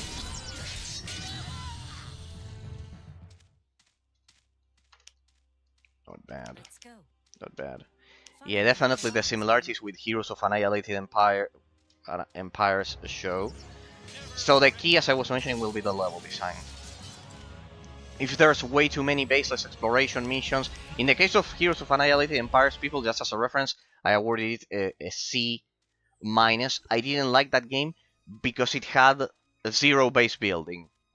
Like, you could play skirmish. It was basically a combination of RPG and RTS as well, but the level design was terribly flawed. And by that, what I mean is, all of the missions were baseless exploration missions. Base building was kind of like next to non-existent. I believe that out of 13 missions, only one, you have the final analysis. Even one person in the final analysis over at YouTube of Heroes of Annihilated Empires, I remember, some days ago, not long ago, he mentioned, I love this game. But all of your points about the flaws of the level design are quite objective, so he says something like, I'll have to deal with it. Very, very objective points. I love the game, but your criticism was very, very objective. And yes, indeed, the level design out of 13 missions, I think only one or two of them to end the prologue. Yeah, let's end the prologue and let's get to the first official mission of the story. Hey, it was a 3-hour tutorial. That's brutal nowadays. Okay, we begin. So the level design was flawed. Welcome back, my friend. Rohan. Okay. That's our RPG character. 8 years is a long time. 8 years. Many things have happened. The war is over, but its consequences were terrible. The convocation has shattered the countenance of our world. Since then, I've tried to retain whatever is left over from this world. But now I have a feeling of time closing in. The circle is closing, and these lands need a protector. The story's... May the power of the ruin reawaken with you. But this time, You should not be the slave of someone else's will. This rune is the scourge on which your soul was forged. Wear it now yourself, and be the master of your own decisions. I'm free. Hey, our character does have a voice. Master Rowan, the That's an Order sent me improvement. with an important message. Something's happening at the Wildland It's not Pass. voiceless. Creatures made of black steel. They are breaking into the Northlands. The Iron Ones have come, The Iron Ones? so it has now begun. I don't remember that We as one of must the set 6 out at once. races. Indeed. I will go see Darius. You, my friend, should gather your strength first and arm yourself. Follow the messenger to the town of Greyfell. When The you get artifact there, speak to back my there is friend because of the extended Sartorius. resolution. He will give you your instructions. He belongs to the Order of Dawn. Good luck. We'll meet again when I return, Rune Warrior. Okay. By the gods, he really called a rune warrior. I can hardly remember. How do I get to that city, Greyfell? Follow the path through the rocks. I'll go with you. But let's be careful. The mountain goblins are in an uproar. Alright, come on, let's begin the story. Okay. Okay, as I've said, the first thing that I want to... There we go. The messenger is going to follow us, but I cannot control it. Remember what we learned in the tutorial. Blue means neutral. Kind of like neutral unit. I cannot control it. Okay. I will not rotate the camera, because then that can be counterintuitive to find my way back if I have to backtrack, and I heard that it has a lot of backtracking. Remember, I did a warrior at the beginning of the stream to be like a tank, basically because if we have to do 1v1s, I wonder if I can cast the spells as a warrior. No, I probably cannot. Yeah, look at that, I have a war cry here. Ah, good, let's assign it then, as we learned. See why is it important to actually play the tutorial. Alright, let's see. Warcry. This is not Berserk, though they have the same icon, I believe. The caster and up to 10 allied units will cause higher damage with melee weapons for a short time. Okay. I chose a warrior because the shield that we have equipped, right? Yeah. The shield will block a lot of attacks, so it's basically a tank.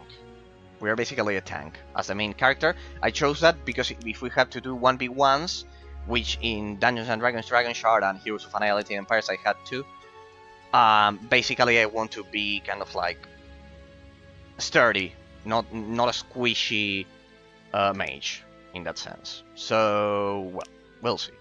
As I was mentioning, the first element of the game that I want to pay attention to in terms of the analysis is the level design.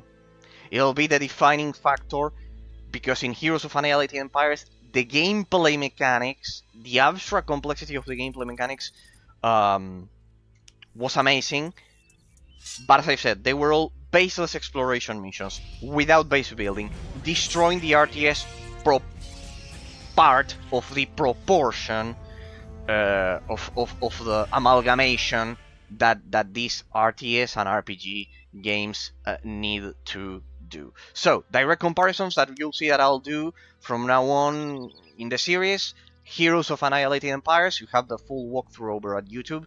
In that sense, it's in the vault there, so you have a reference when we analyze that one, and the elements that I dissected in case you want a reference. Otherwise, basically RTS, RPG, we'll see how the level design works.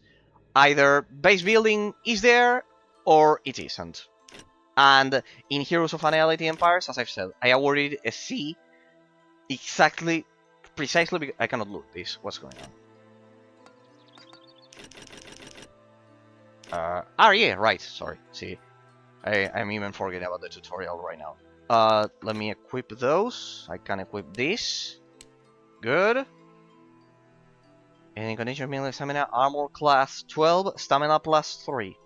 Armor class 16, the stat system seems to be pretty straightforward. The higher the number, the better. Pretty much. That's the idea. With the shield, remember, the idea is that I can evade attacks in case we have to do a 1v1 against a demon or something like that. At least in Heroes of Annihilate Empires it worked like that.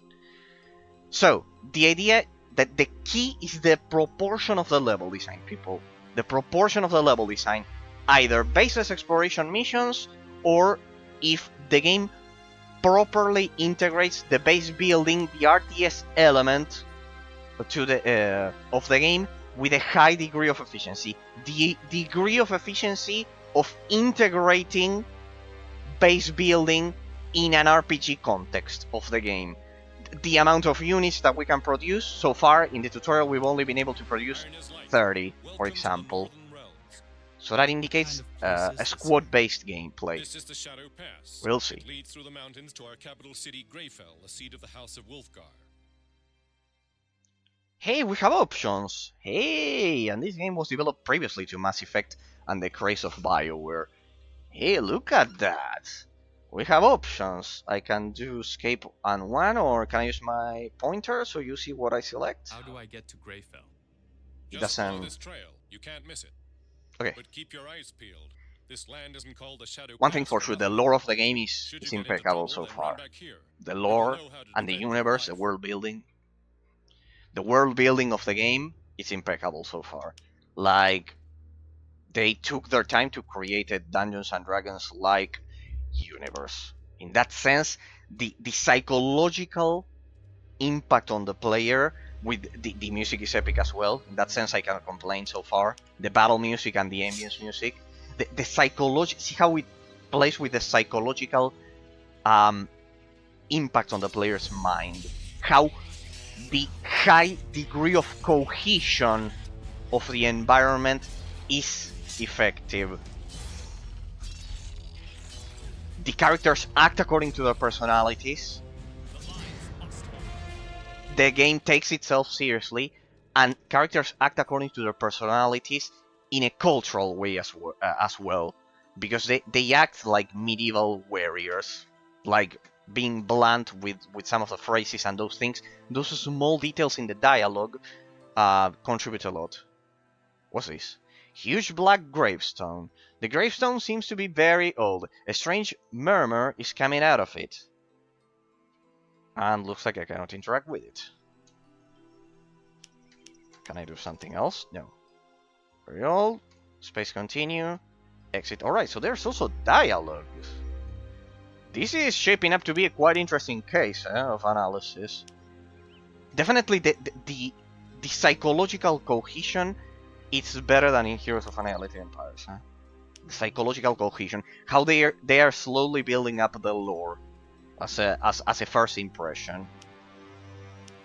They give you a reference of the characters, of the 6 races, of the war going on.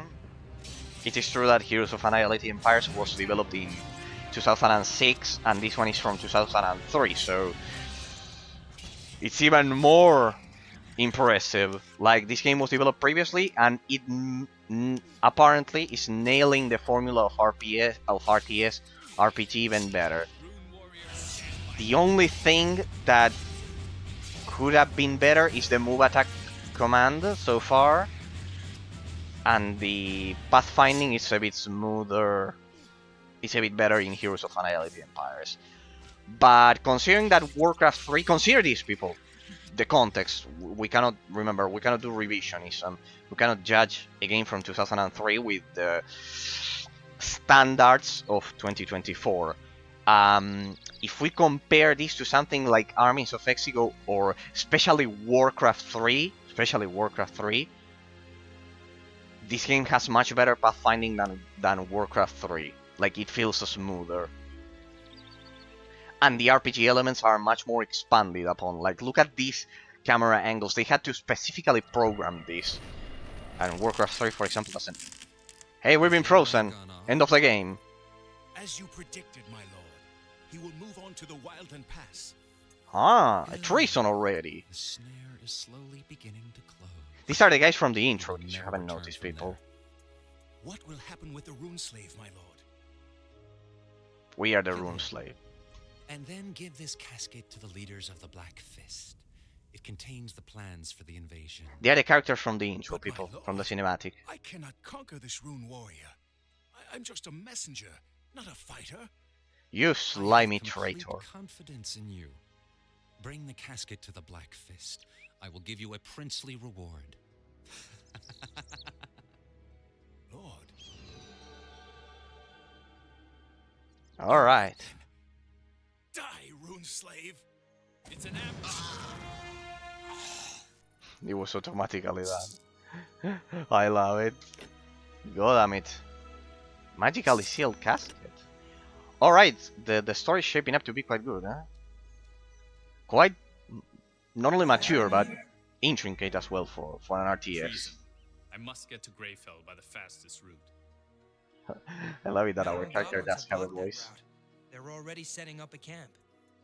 There is a rune monument right near. Summon your army there. It's the only way you can break through to Greyfell. Alright, base building begins. First, Good I sign. must search for this traitor. The casket must be brought to the Order as quickly as possible.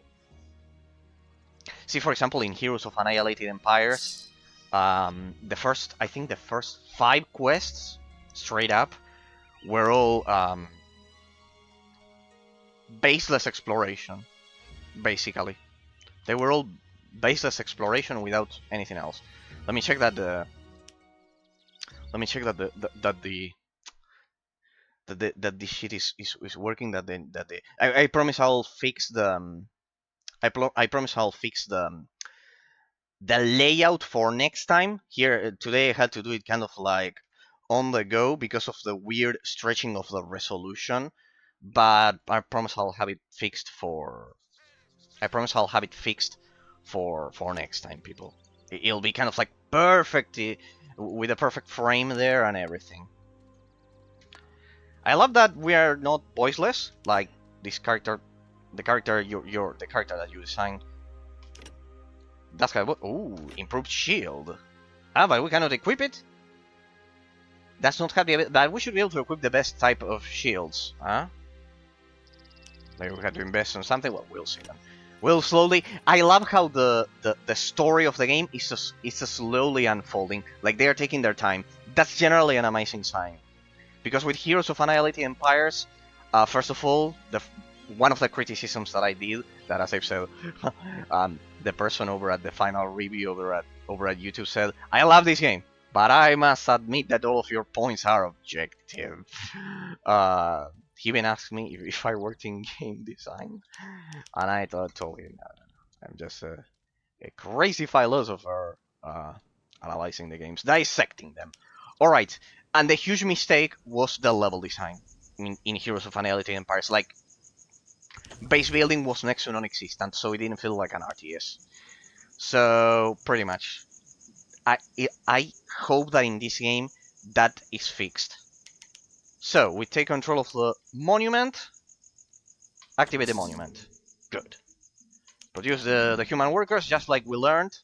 It's sad, if you think about it, people, it's sad that nowadays, investors, as I've said at the beginning, investors of any company would tell the game developer, I'm telling it as a joke, but it is very, very real. They would tell the game developers, the investors, that if they implement a 2-hour tutorial to their game, that is absolutely impossible. That the game would never see the light of day, because it's sad that most modern audiences nowadays the attention span is already calculated that it's less than 5 seconds, pretty much like an Instagram reel, sorry. And pretty much that's absolutely sad, because in the end it hinders the abstract complexity of the gameplay mechanics, if you think about it, people. Like these produce, they don't cost resources. That's quite an interesting design choice. That the main unit doesn't, the main worker doesn't cost resources. That's an interesting design choice in that sense. So I just send them to the different resources pretty fast. And let me check the quest book here, the logbook, the quest book, whatever it was. Pretty much. To Greyfell. Battle against the mountain goblins, set up a camp, destroy the goblins' camp. It doesn't give you any directives what to do. We have we have wood, we have all of the resources that we learned about in the intro. Stone we have there. I cannot hunt the animals without the hunting lodge, or what? I cannot control that guy, he's just chilling there. He's like chilling there. NPC, player, ignore me please. So, wood, blah blah blah blah blah blah. We should be able to already create the woodcutter's hut. There we go. You four construct that. We have. It's so far it's shaping up to be. It's still way too early to tell, but it's shaping up to be much better than Heroes of Annihilate Empires. There we have the other resources. There we have the iron. I should send some of them over there. Then we'll establish the other ones, just like we learned in the intro. We started a bit late today, so I'll stay a bit more. I'll stay a bit more. We started a bit late today. Sorry, I had a week over at work that I had to correct a lot of exams with a lot of grammar and punctuation mistakes. That's what I do, and at the same time develop the logic of a website, the JavaScript document object model logic behind it. Hey, why isn't that goblin attacking us? I don't like that. What's going on? Isn't that the enemy? Ah, it's the scout, remember. They don't start by attacking. They send the scout, and then they tell back to the base, the humans are there. We need to ensure we kill that guy. Let's give it a war cry. That should deal a lot of damage. Pathfinding is good, but I need to find out if there's a move attack command somewhere. We can produce one more of those, and they already... look at that, they automatically change to artisans. Those 5. These ones not. Alright. Alright. By the way, it doesn't have a difficulty setting, huh? You cannot select any difficulty at all. Just in case I preemptively get I get attacked early, I'll preemptively go for that one. And let me begin with we need to expand the collection now. So it was a query for the stone. There we go. Query for the stone there, and yeah, they are dropping them over. They are dropping the resources there. They are dropping the resources over there. That's not very efficient. Those 5 guys instead should go for the hunting lodge. Here. I see 2 doves. That should be more than enough. Remember, when they are kind of like specialized, they gather resources faster. That's what we need to do. And we just need the mine for the iron. There we go. Amazing. Now we need to go for the headquarters to expand our population limit. Right? There we go. We are beginning to gather food as well. See why the 2-hour tutorial was needed? The game has a high abstract complexity. I love it when that happens. The key will be the level design, people. The key will be the level design. If the game will be riddled with baseless exploration quests, then it's terrible. It's what happened to Heroes of Annihilated Empires. But if it has base building, if it does find a high degree of efficiency in the balance between the RTS portion and the RPG portion of it, it'll be quite amazing. And as I've said, as for the first impressions with the 2-hour tutorial, that alone, the 2-hour tutorial alone, will be enough of a deterrent to prevent 90% of a modern audience to even get through this game. It's sad, but well. The best things of life are never reached without complexity, people. Let's be honest about it. We like our processors, we like our gaming PCs, we like even the very construction of a building in real life has a lot of complexity, even software engineering, or even learning English. Or even learning English. I remember one of my first lessons was that when you learn a new language, you actually are using a different part of your brain to produce the sounds, believe it or not. Why? There's another scout there. You're actually using a different part of your brain. So if you learn a second language, be very proud of yourself because you're forcing yourself to use a different part of your brain. Quite amazing. Like different languages use different parts of the brain because of how the sounds are articulated. Also, there seems to be a more defensive aspect to this game. Like, alright, I think we already have a base up and running.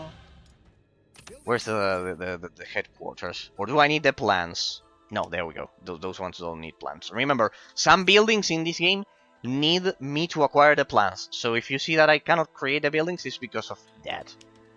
Alright, we already have a watchtower there. We don't have an idle workers button. That's for modern RTS games. But there we have 5 of them collecting there. 5 of them here.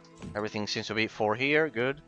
So we have wood, we have food, and we have stone. What about iron? Oh yeah, we do have iron. We do have iron. Moon silver is the one that we have. So remember, the Lenia and the moon silver, they are resources for the elves, not for the humans, so we cannot use them. We are still playing only exclusively with the human race. Then remember that in this game, you play with combined races. Like both of them at the same time. That'll be interesting. So the main resources, the basic ones, are these 3 and this one, as far as I can tell. Food, iron, wood, and stone. With those, you can get your base up and running. We need a forge now to produce units. Once he finishes, that'll take some time. Let me assign 2 more to speed it up. We'll have to drop the resource collection there. Let me finish that one, then I'll activate the... I'll go for the forge. For the forge, and that will activate the units. And from there we can start attacking. That should be fast. I mean, and the second that is finished, I can produce more. The build order. I need to learn the build order. There we go, from 20 to 30. Let's go, 10 more workers. Those will replace the ones that I just assigned. Do they have a cost? They don't have a cost, right? They don't have a cost at all. Since they don't have a cost, this building, this was a mistake. The build order should first be the small headquarters, so you can expand the population cap earlier and increase the economy. In that sense, it's much more efficient.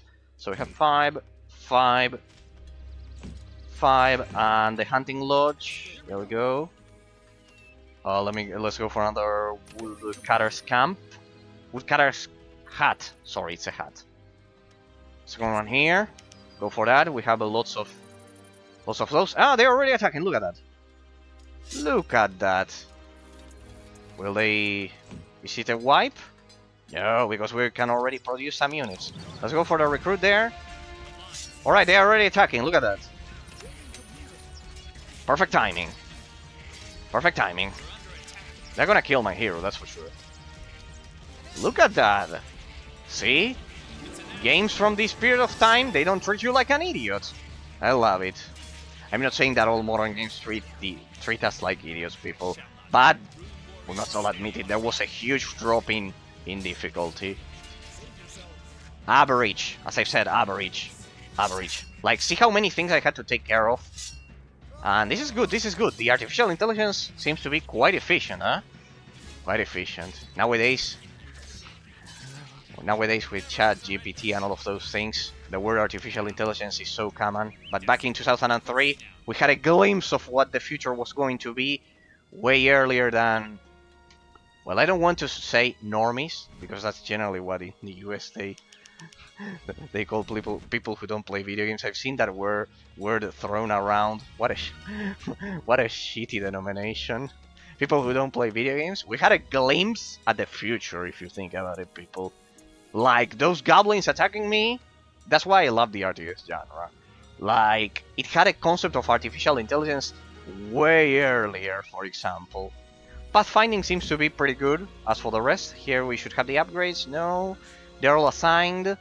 Except for these two, assign them as normal workers to the trees because we already have the 5 there covered.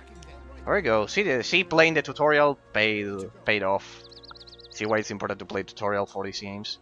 I promise I'll correct the frame for next time. It caught me off guard at the beginning of the stream. We had some technical issues with that, but fortunately I had experience dealing with those. Can I assign someone here? There we go. The unit limit will increase to 15 units. The upgrade cost... the upgrade system is very bare bones so far. So good. We'll see. So, to produce units we require wood, mostly wood. The main resource of the game is wood, not food. See, it's weird that an RTS in which... well, an RTS RPG hybrid in this case, in which the main source isn't food, it's actually wood. Because with wood you can produce the basic unit to kind of like survive. Oh, look at that. What's this? These are the idle workers. Ah, yeah, look at that. It has an idle workers button. That's pretty advanced. I think Warcraft 3 doesn't have an idle workers button. Alright. Got purse. In order to produce the healers, the clerics, I would need area, magic, liquid, basically. I think this is enough. So far so good. My experience with RTS games, I guess, played a role in not... in being able to tackle this easily. Let's see. I don't know why we don't have a move attack command. Probably the game does have it, but I haven't found about it yet. Don't worry, people. Patience. Patience will eventually... I know, right? That's an artisan. My bad. Alright, I had a base up and running pretty smoothly. Without a lot of issues. I learned the... I guess I learned the basic gameplay mechanics smoothly. Pretty much. So it. What bugs me is that it doesn't have... see, it doesn't allow you to queue actions. Like... I hope there's a fix for that. Remember that this is the first game that they developed. Probably later entries fixed those small user interface mistakes. But well, I always like playing them in order. I wanted to play this game for quite a lot of time. Then I have another game. I have another game that I remembered that I mentioned when I was playing Secret 2. That... hey, we got loot. Loot, loot, loot. What's that? Panard's eyeglasses. What does it provide?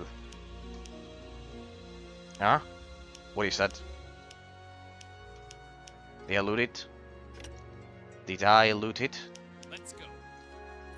I think I looted it, yeah. Onwards to glory. Keep killing. So far so good. It's pretty easy. The Fog of War is very generous for an RTS, huh? It reminds me of Dungeons and Dragons Dragon Shards precisely. Always a shout out, of course, to the main core developer that dropped by the stream when I played it. Of enemy design of Dungeons and Dragons Dragon Shard. Always proud of that. Where is that stuff? Hey, you can sort it. Ah, there we go. It's a quest item. Tanard's eyeglasses. This item does not belong to any of the other categories. It may, however, be useful for a quest or be of interest to a tracker. Battle against the mountain goblins. Claim the monument. Set up a camp. Invoke the power of the rune to create an army that can overcome the goblins. Already done it. Destroy the goblins camp. Can overcome the goblin. The power of the rune to create an army. Did I? Ah, yeah. My bad. I didn't use the rune, I believe. You guys stay here. Anyways, any attack will come from that direction, I presume. Hang on a second. Otherwise, that won't check. Anyways, I can produce more units. We're at 16 out of 20. We'll go for more ranged units. There should be always, in any RTS game, the rule of thumb is more ranged units than melee units, because they will engage faster because of pathfinding, and that will in turn be more efficient in combat. I promise, as I've said, that I'll fix the frame for next time. It's just that you could see it at the beginning that I have to manually adjust it because of the stretched resolution of this old game. It happened to the game probably is hex edited. As you could see, I probably hex edited it back in 2021, according to the dates that I saw. You guys stay here. Make sure that they don't attack us. There we have another chest. Let me activate the rune. Let me get to my rune board. Use this worker rune on a monument of the respective race to summon the workers. Here. Raising the monument causes all units of the race to vanish. Oh, no. Then what's that objective? Hang on a second. Set up camp. Invoke the power of the rune. Yeah, I've already done that. Probably they will both check out once we kill the goblins. I presume. There they are, my new units. There, probably. Alright, we need to get there. Sartorius. Instead of an O, and it would have been Sartorius like in the second season of Yu-Gi-Oh! GX. Highly recommended.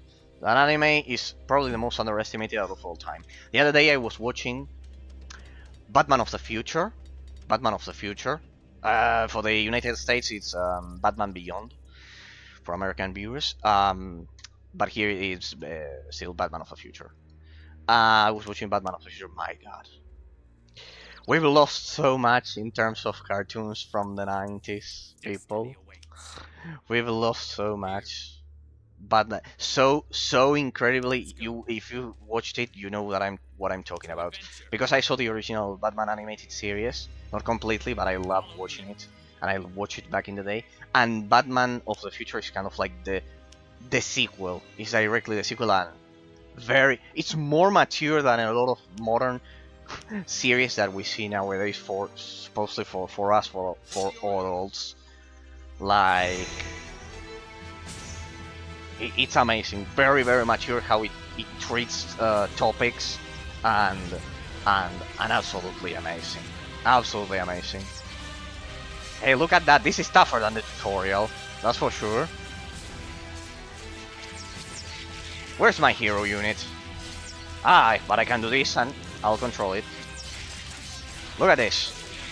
Now this is interesting, I bet you didn't expect this. Activate that. Good, they are automatically attacking. That's the idea.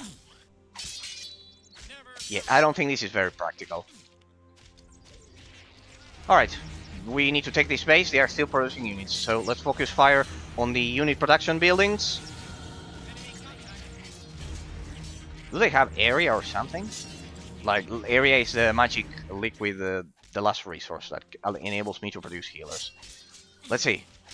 Concentrate fire on the unit production buildings. Or not. Attack what you want. It's because of this. See, when I have this selected, I have to do this, and only now they will obey me. Look at that. So I was watching Batman of the Future, or Batman Beyond for American audiences. And my god. Nowadays, I don't know if because I am nostalgic or what, but the way they psychologically treat some of the issues described is so amazing. So amazing. For example, I remember in not in Batman Beyond, but in Batman the Animated Series from the 90s, the episode in which Nightwing, which was initially Robin, people, this is not spoiler, we all know that Nightwing is Robin. When originally at the beginning of the series of Batman of the 90s, Robin was kind of like a sidekick to Batman, and everything was alright until one day, pretty much Batman goes kind of like overboard, when interrogating a potential delinquent or yeah, a delinquent for information. He goes what we would say a bit overboard, nothing crazy, just that it was kind of like we would say they perfectly convey psychological aggression in that sense. So it was kind of like an aggressive interrogation. He grabbed the guy by his feet and made him hang over a tall building until he talked, something like that. And see how interesting it is how they treat it. Because of that, and then he gets into a building and he kind of like interrogates the thief. Not the thief, it's kind of like a delinquent, an armed delinquent, in front of his family, in front of the in front of the delinquent's family, for example, his fiancée and his child, and they get scared, and Robin sees that, and how they pan the camera to show the visible fear, besides the amazing voice acting that both Batman Beyond and Batman the animated series from the 90s they both have. The way they convey psychological fear, how they show it, how they make characters very, very human, makes Robin question the methodology of Batman of handling those, like way too extreme, for example, and see how psychological maturity is actually, even if it was directed at kids, the series. Because of that, Robin is kind of like disappointed with his idol, with being Batman's sidekick, and he becomes Nightwing. Precisely, it's a flashback episode. He's telling the new Robin why they went their separate ways. And then, in the present day, when the flashback ends, we go back to the present day, and Nightwing and Robin, and the new Robin, who is actually Damian. Damian is technically the Robin that you see in most of the series. The one from Teen Titans from 2003, for example, would be Damian. The one from modern DC movies is actually Damian. It's not Nightwing. In that sense, it's his successor. In Batman of the 90s, they explain it. You go back to the present, and Robin and Nightwing, the original Robin that went through this, through watching the psychological fear in the fiancé and the child of the delinquent. They are solving a case. Well, they solve the case very succinctly, briefly. That's the idea, bluntly said. And basically, while they are solving the case, they stumble upon a factory. In which they coincidentally meet the former delinquent that Batman had aggressively dealt with years ago. That was the reason why Robin began being he became Nightwing. He became kind of like independent from Batman. So I'm telling you all of this because we're still in the early game gameplay mechanics, and we had 2 hours of tutorial, so we've already analyzed the early game gameplay mechanics. So he stumbles upon the very same person, and he's now a normal worker. And that very same worker, without knowing that he was the same person, because he was now dressed as Nightwing, the person tells him that while it was true that Batman had been kind of like more decisive, more come on a second. Orcs, they're burning everything down. Where are the guards? Here we are. Well, at least I want to believe we are the guards. Quick, otherwise we are lost. We'll help you. So, the worker tells Nightwing and the new Robin that, well, Batman was quite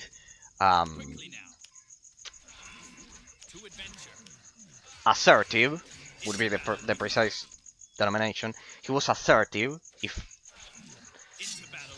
when he kind of like grabs him against a wall in front of his fiancée, and his son. He was armed and he tried to to to to rob someone and do some crimes back then.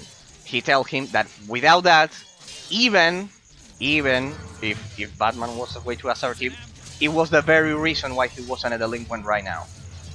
So the way they treated, the way the series treats the character development is much more mature than what we see nowadays.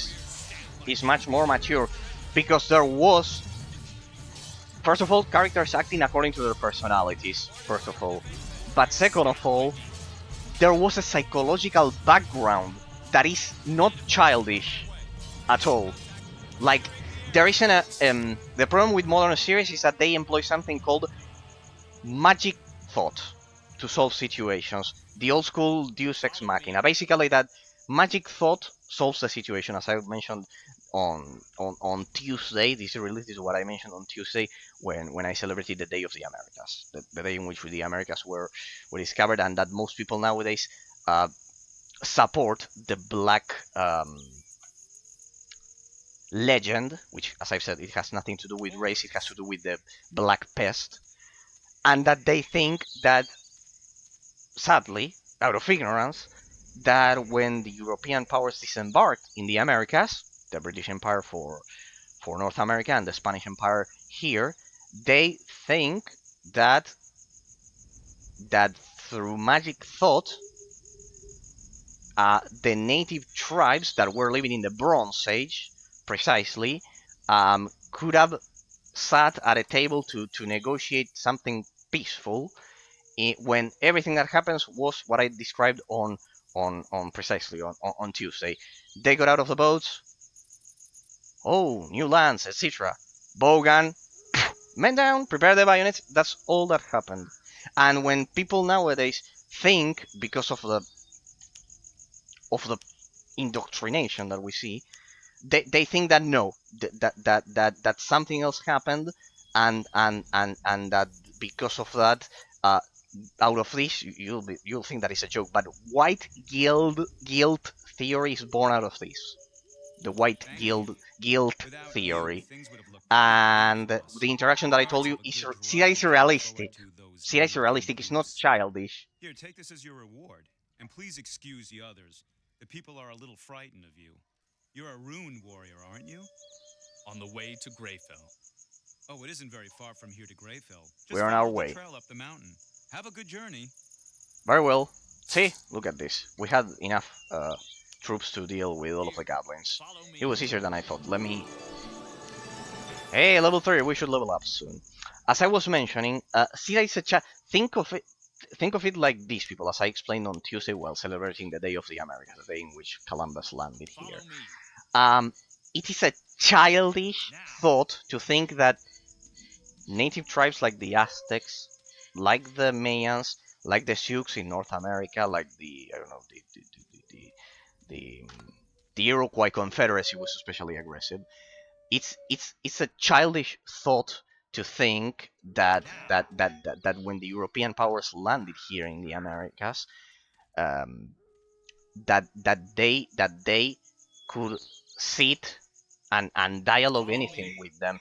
If they were Bronze Age tribes that hadn't even developed a language, it's called magical thought in psychology. This is called magical thought, thinking that problems will solve by themselves without any human effort. No, things are solved through human effort, people, as I explained on Tuesday. And precisely in Batman the Animated Series, we can also see this. The criminal didn't reform because of a magic thought, right? It's not because of a magic thought that it happens by itself. There was a Batman that put a lot of effort into making sure that the criminal was arrested, and over at the prison, I cannot believe that sometimes I have to make references as basic as this, but since nowadays, relativism precisely attacks that. Attacks the notion of metaphysical reality. It destroys the objective meaning of metaphysical entities, backed by what I'm telling you, a psychological, the psychological theory of magic thought. Haven't you seen, for example, that there's a feeling sometimes in modern society that things will solve by themselves, right? Like we could see that in, for example, in the well, the worldwide situation uh, with the wars and viruses that happened not so long ago, that it doesn't solve by itself. That's the and it's a very mature mindset that nowadays is removed. It's removed out of cartoons, for example, and because of that, um, it's quite problematic. Because at the end of the day, you are telling people that magical thinking works, that things solve by themselves. No, things are solved through effort put in by humans. And yes, when they say that we ruin the environment and all of those things, no. Let me assure you that while not all human not all human activities are beneficial to the environment, you would be surprised to know that most animal species are preserved by humans. They're still alive today because of us. And if mammoths are ever revived, it will be because of us and because of effort and because of science. So I definitely despise it when magical thought is kind of like sold as flawless. That sounds. That won't be enough for him. The artifact at the background is because of the extended resolution. He confronted us in the mountains. Your messenger was a traitor. He led me right to him. Indeed. Another circle mage? Ye gods! Who? His face was hidden under a dark hood. Remember the two characters from the intro. Traitor? Gale. The dark circle mage gave him this casket for the leader of the Black Fist. Okay. The Black Fist? Impossible. That would mean... To arms! Cave Oh. orcs! They're coming in from the shadow pass. Oh, looks like we're not done, people. Looks like we're not done. Orcs. They must have followed you from the mountains. Quickly. Yep. They did. The Order must participate in the defense. The town laws demand that we intervene. Take over the command of these knights. At your service, sir. Follow the soldier to the gate. Return to me when the... Some of the voice acting is good, huh? Just not all of it. Some of it. Okay, looks like we're not done. Nope. We need to finish the quest. We got some warriors there. Let me activate a new control group. Did I miss any of them? Yeah, they didn't work. The control group. The group controls are not. Let me activate the war cry, because I will need them. Go ahead. We can go for first-person camera here. Definitely quite interesting. Well, alright. Enough of that camera. Let me see. I can control all of them at the same time. Easy. I think I produce enough units. So, as I was mentioning, people, it's sad that we've lost that, and you can see it not only in Batman the Animated Series, but I highly recommend you Batman Beyond. For the Batman Beyond for US audiences, and for in our case in Argentina, well, it's called Batman of the Future, the same as in Europe. Batman of the Future. Highly recommended. Highly recommended. Because it's quite underrated. Good work, friend. Yeah, I watched it. Now, let us consider what else must be done. More mature than a lot Somebody of has to modern follow Rowan series and warn in him. that sense. And I think I know who. But first show me the casket you told me. Here. The Dark Mage gave it to the messenger. Remember, the one that we got out of Contains the plans for our messenger's corpse. It is closed with a magic seal. You won't be able to open it without the password. Is there any kind of magic that will break it open? Yes. However, this seal was made by a circle mage, and only a circle mage can break it. Then I must bring the casket to Rowan. Aye. Consider this your Looks like we're first done here. task as a fighter of the Order. Which route will Rowan take? You will first go to see Darius, the cartographer in Leonon. The storyline is very... Darius has long spoken of a threat beyond the pass. This letter will open the It's gates slowly to Leonon for you. And this room building up. here may be just as useful for you. Ask Darius about Rowan's whereabouts. Look for Rowan and warn him. The master of If the the order dark that we saw at the mage beginning. finds him first, then may the gods protect us. For an RTS game, hybrid. Look at that. Yeah, wow. We have dialogue options, and this was before most popular BioWare games. Wow. Wow, we have dialogue options. The story, they are building it up pretty well. I like the level design direction that this is taking, because, as I said, in the direct comparison with Heroes of Annihilated Empires, which had next to non-existent base building, this one does have base building. It respects the RTS portion of the gameplay mechanics. It respects the RPG portion of the gameplay mechanics, and in that sense, it has a high degree of efficiency in the integration of the balance, in the amalgamation of those two opposite poles. As for the rest, pretty advanced inventory system for an RTS. Dungeons and Dragons Dragon Shard is another option, for example, another example of this. Skill tree, summoning heroes, everything, and it's running at unlocked frame rates at 144. The problem is with the resolution, that, as I've said, I will adjust the frame for next time. So, what is the Black Fist? The Black Fist is a band of mercenaries and looters. What is under the it? leadership Let's of a war see. veteran named Brannigan. At least here I don't have to Until read the recently, dialogues myself, they were people. just a gang They are of all voiced. hobbits. An annoyance, nothing more. But for the past few weeks, disquieting reports about their mischief have reached us. People speak of veritable hosts who have rallied to their banner, equipped with new weapons, armor, and with new commanders. Someone is supporting them. Somebody with money and influence. Probably the guy from the intro that we saw. That is the same that set us up How do I get to Leonon? at the beginning of the quest. Go to the northeasternmost end of the city. Oh, looks like we're not done. There you will find a gate which is guarded by soldiers from the house of Leonidar. Leonidar. Give the soldiers my letter. They will open the gate for you. Behind it you will find the portal to Leonon. What does the Order of Dawn stand for? Remember, the base game is the Order of Dawn. Then we have the other expansions. What does the Order of Dawn stand for? That's why it's The part of Order it. stands for the new beginning, the setting out towards a new era. Rowan himself created it to help him organize the new world. We are protectors, teachers, and It is true that the voice It is acting our task to help the new realms. could have been better, Even the Dark Nations but see this as our that's a task. secondary flaw. Though there are many in our midst who are striving for more, for fame, for power. But Rowan will not reveal the secrets of his magic.